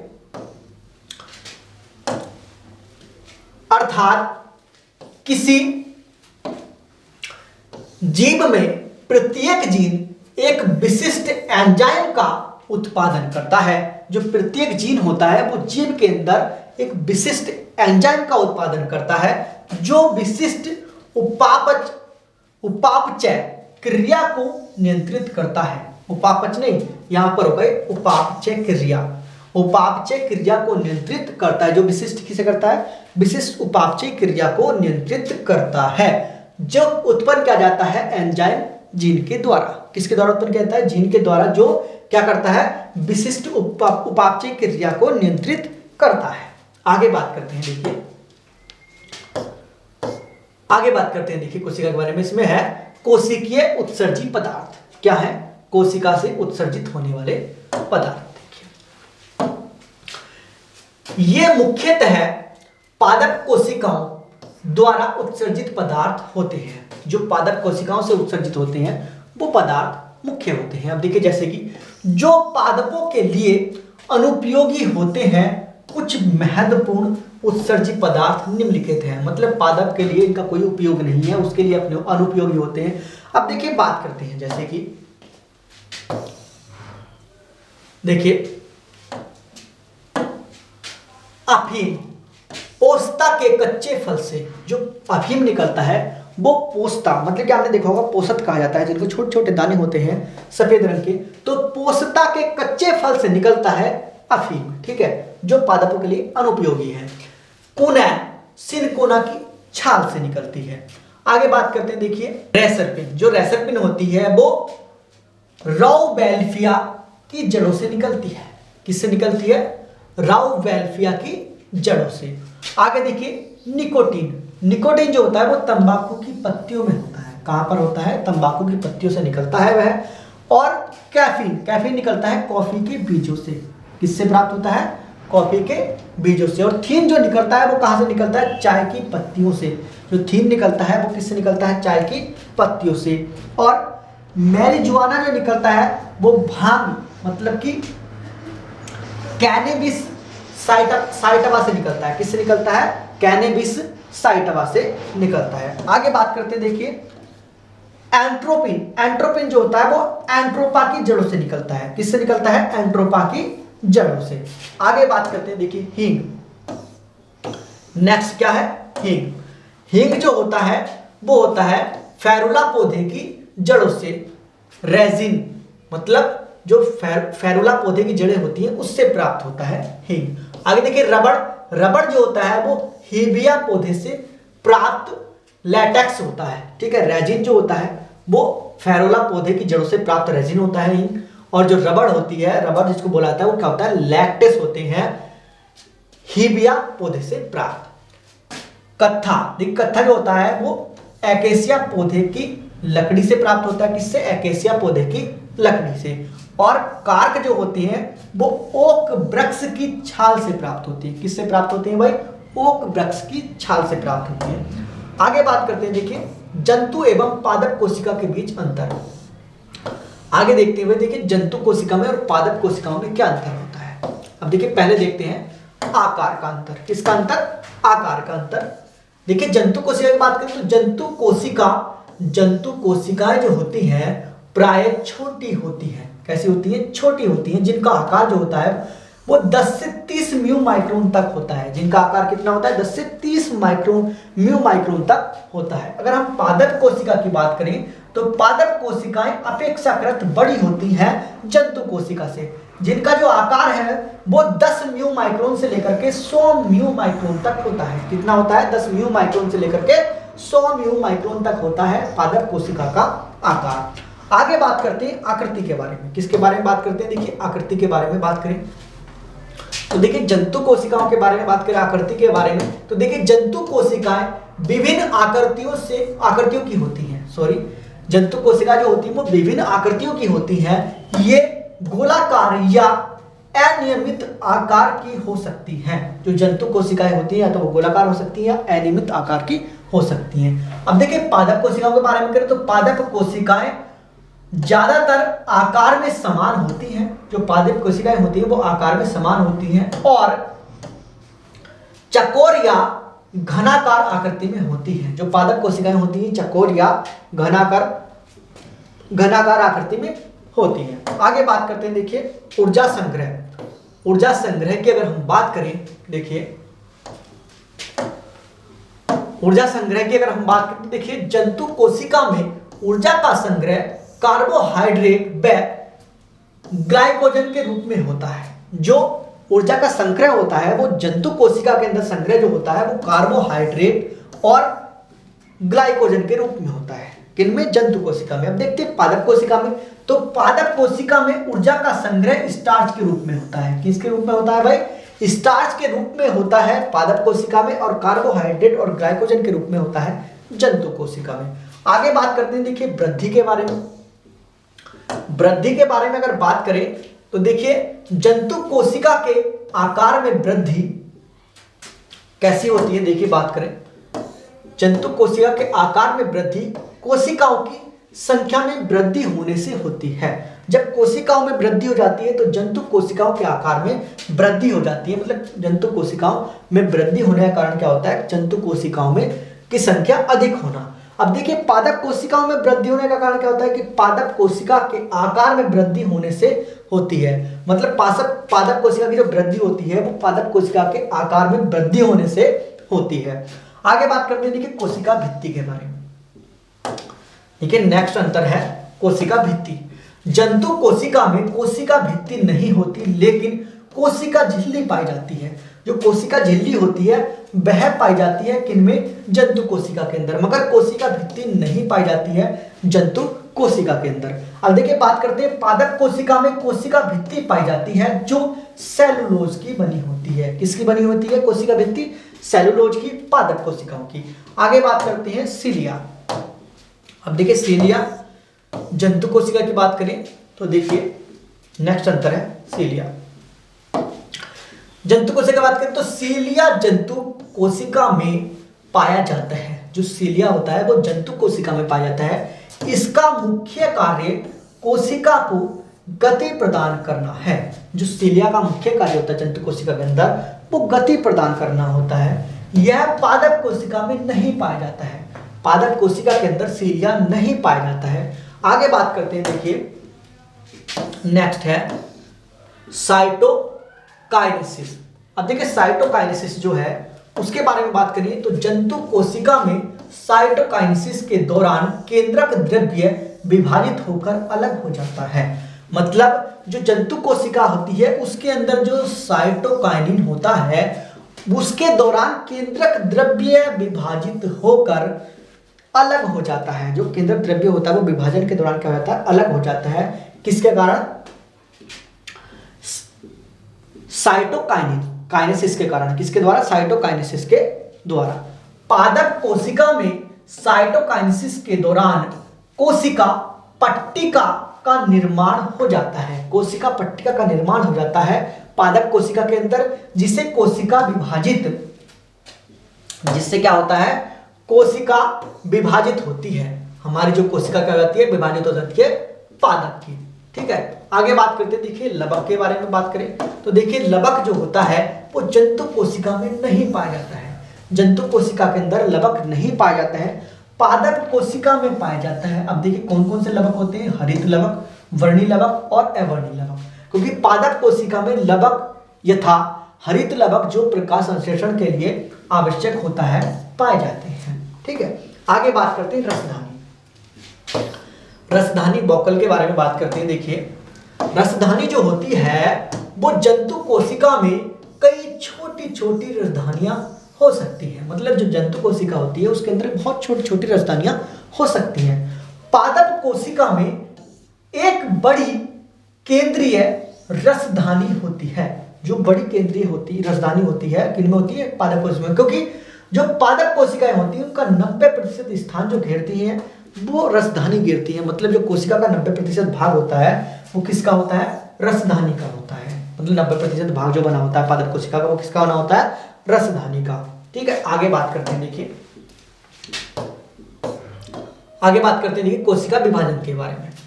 ठीक है, देखिए पैतृक कोशिका से नई संतति कोशिकाओं के बनने की क्रिया कोशिका विभाजन कहलाती है। क्या कहलाती है भाई? कोशिका विभाजन कहलाती है। और कोशिका विभाजन मुख्यतः दो प्रकार से होता है। मतलब जब कोई नई कोशिका दो संतति कोशिकाओं में विभाजित होती है तो उसको कोशिका विभाजन कहते हैं। और कोशिका विभाजन मुख्यतः दो प्रकार से होता है। अब देखते हैं, देखिए दो प्रकार।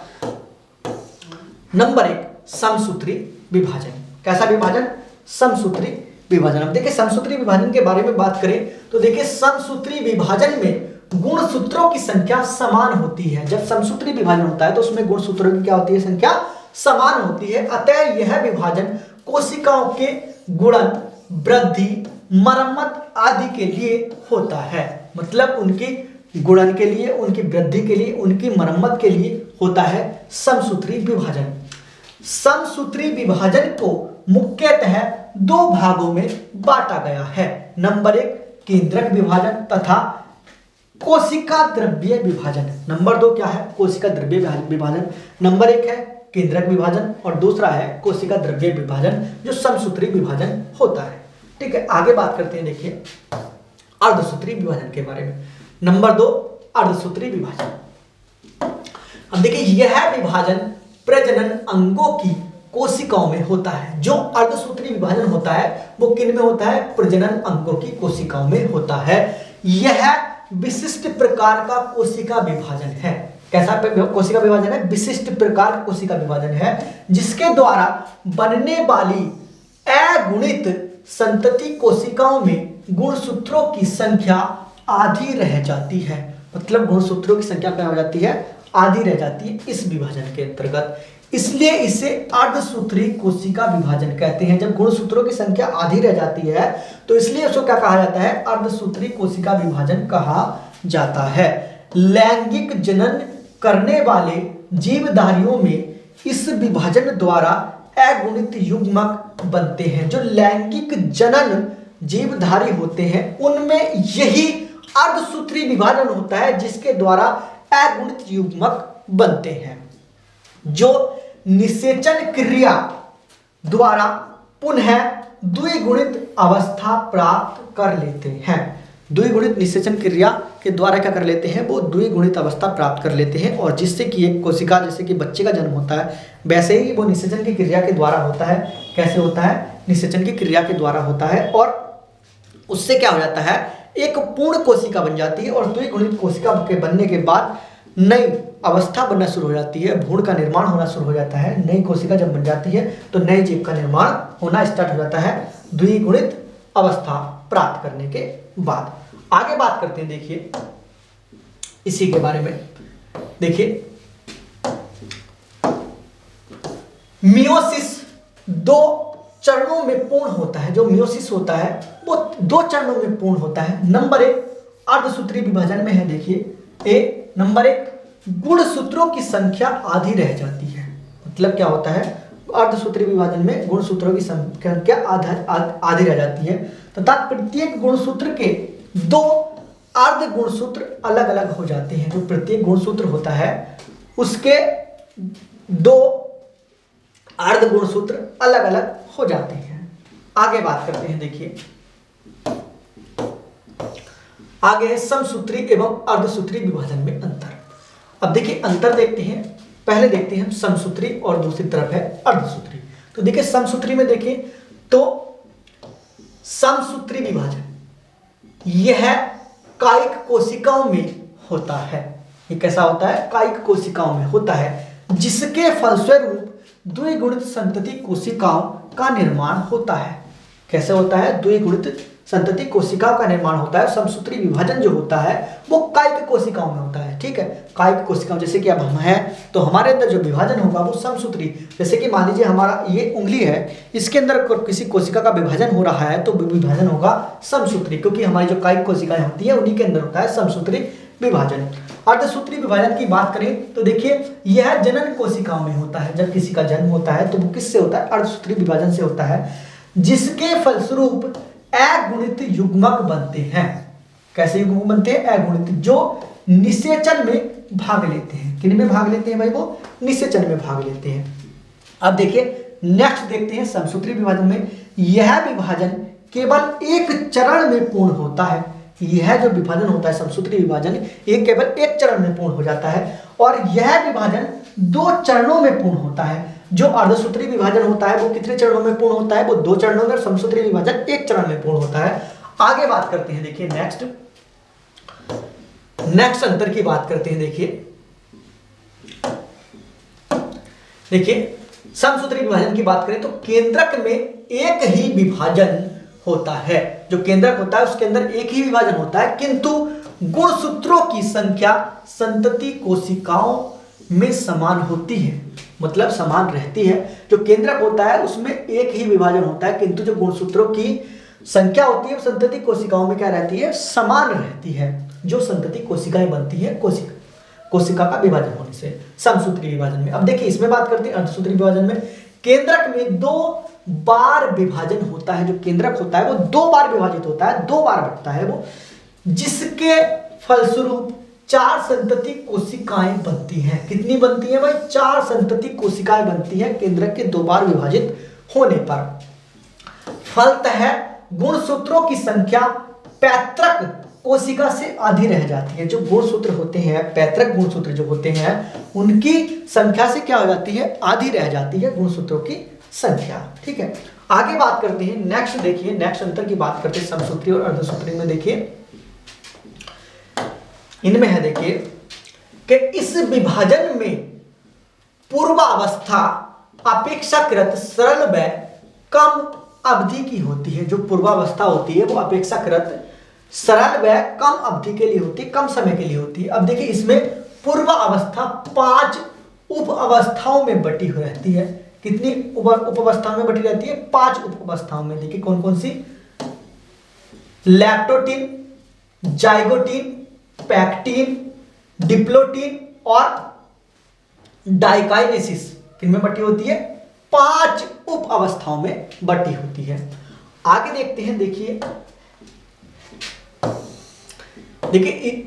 नेक्स्ट है अंतर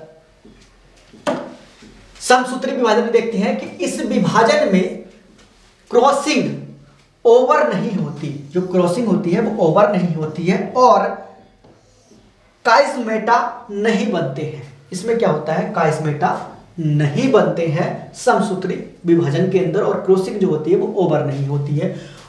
अब इसमें बात करते हैं काइस्मेटा बनने में क्रॉसिंग। अर्धसूत्री विभाजन में काइस्मेटा बनने में क्रॉसिंग ओवर होने के कारण ही संतति कोशिकाओं में विभिन्नताएं पाई जाती हैं। जो संतति कोशिकाएं होती हैं उनके अंदर विभिन्नता पाई जाती है। क्यों पाई जाती है? क्योंकि उनके अंदर काइस्मेटा बनते हैं और क्रॉसिंग ओवर होता है। आगे बात करते हैं। देखिए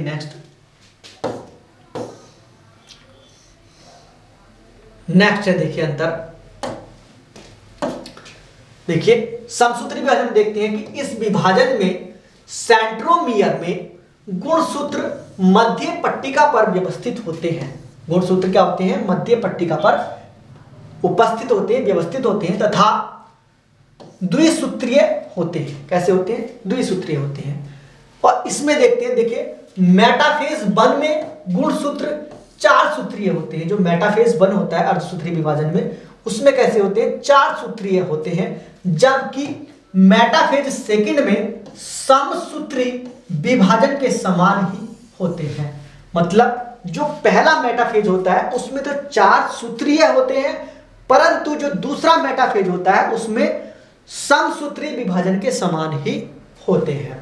आगे बात करते हैं। देखिए इसमें समसूत्री विभाजन में, इस विभाजन में संतति कोशिकाओं में गुणसूत्रों की संख्या पैतृक कोशिका के समान ही रहती है। जो समसूत्री विभाजन होता है, इस विभाजन में संतति कोशिका जो होती है उनके गुणसूत्रों की संख्या पैतृक कोशिका के समान ही रहती है, परंतु अर्धसूत्रीय विभाजन में ऐसा नहीं होता, क्योंकि इस विभाजन में संतति कोशिकाओं में गुणसूत्रों की संख्या पैतृक कोशिका से आधी रह जाती है।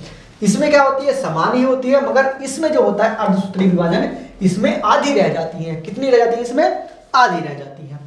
आगे बात करते हैं, देखिए नेक्स्ट इसमें विभाजन में देखिए समसूत्री विभाजन की बात करें तो इस विभाजन के परिणाम स्वरूप दो संतति कोशिकाओं का निर्माण होता है। इस विभाजन के परिणाम स्वरूप क्या होता है, दो संतति कोशिकाओं का निर्माण होता है। कितनी संतति कोशिकाओं का, दो संतति कोशिकाओं का। अब देखिए अर्धसूत्रीय विभाजन में बात करें तो इस विभाजन के परिणाम स्वरूप 4 संतति कोशिकाओं का निर्माण होता है। कितनी कोशिकाओं का निर्माण होता है भाई, 4 संतति। अर्धसूत्रीय विभाजन में 4 संतति और समसूत्री विभाजन में 2 संतति कोशिकाओं का, मतलब 2 डॉटर सेल का जो निर्माण होता है वो समसूत्री विभाजन में होता है और 4 डॉटर सेल का जो निर्माण होता है वो अर्धसूत्री विभाजन में होता है। आगे बात करते हैं, कुछ महत्वपूर्ण तथ्य के बारे में बात कर लेते हैं। देखिए ये कुछ महत्वपूर्ण तथ्य हैं। देखिए नंबर 1 तथ्य, प्रोकैरियोटिक कोशिकाओं में श्वसन का कार्य मेसोसोम करते हैं, जबकि यूकैरियोटिक कोशिकाओं में श्वसन का कार्य माइटोकॉन्ड्रिया करता है। मैंने आपको पहले ही बता दिया है कि प्रोकैरियोटिक के अंदर मेसोसोम और यूकैरियोटिक के अंदर कौन करता है, माइटोकॉन्ड्रिया। कोशिका झिल्ली एक अर्धपारगम्य झिल्ली होती है। यह कुछ विशिष्ट अणुओं को दी अपने ही है, ये भाई दी नहीं ही है, ये क्या होगा यहाँ पर, ही होगा ये, ठीक है। तो ये जो है, जो कोशिका झिल्ली होती है एक अर्धपारगम्य झिल्ली होती है और यह कुछ विशिष्ट अणुओं को ही अपने आर पार आने या जाने देती है। कोशिका झिल्ली होती है कुछ विशिष्ट जो अणु होती हैं उनको अपने से आर पार जाने देती है कोशिका झिल्ली। आगे बात करते हैं, देखिए नेक्स्ट महत्वपूर्ण तथ्य है, गोल्जी काय का मुख्य कार्य कोशिका द्वारा संश्लेषण प्रोटीन, वसा आदि की पैकेजिंग करना है।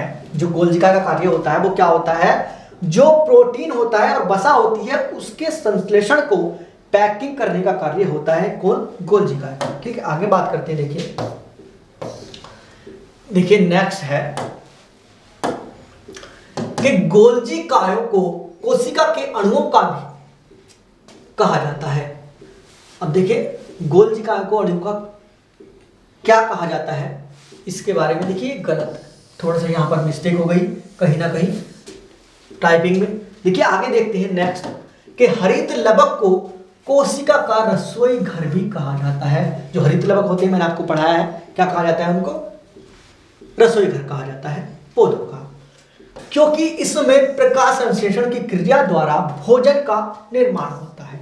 आगे बात करते हैं, देखिए अनियंत्रित समसूत्री विभाजन से कैंसर हो जाता है। जो अनियमित, जो जिसको नियंत्रित ना किया जा सके, अनियंत्रित जब समसूत्री विभाजन होता है और कई कोशिकाओं के अंदर ही होता है समसूत्री विभाजन, जिसके कारण क्या हो जाता है, हमारा कैंसर का रोग हो जाता है। आगे बात करते हैं, देखिए समसूत्री विभाजन वृद्धि, मरम्मत आदि के लिए आवश्यक होता है। जो समसूत्री विभाजन होता है कई कोशिकाओं में ही होता है, इसीलिए वह वृद्धि और मरम्मत के लिए आवश्यक होता है। और पादप और जंतु कोशिकाओं में प्रयोगशाला की पेट्री डिश में कोशिका विभाजन कराया जा सकता है, ठीक है। ये थे कुछ महत्वपूर्ण तथ्य जिनके बारे में हमने आपको बताया। वीडियो अगर अच्छी लगी हो तो प्लीज़ लाइक करें, शेयर करें और मेरे यूट्यूब चैनल को सब्सक्राइब जरूर करें। आप सभी का मेरी इस वीडियो देखने के लिए धन्यवाद।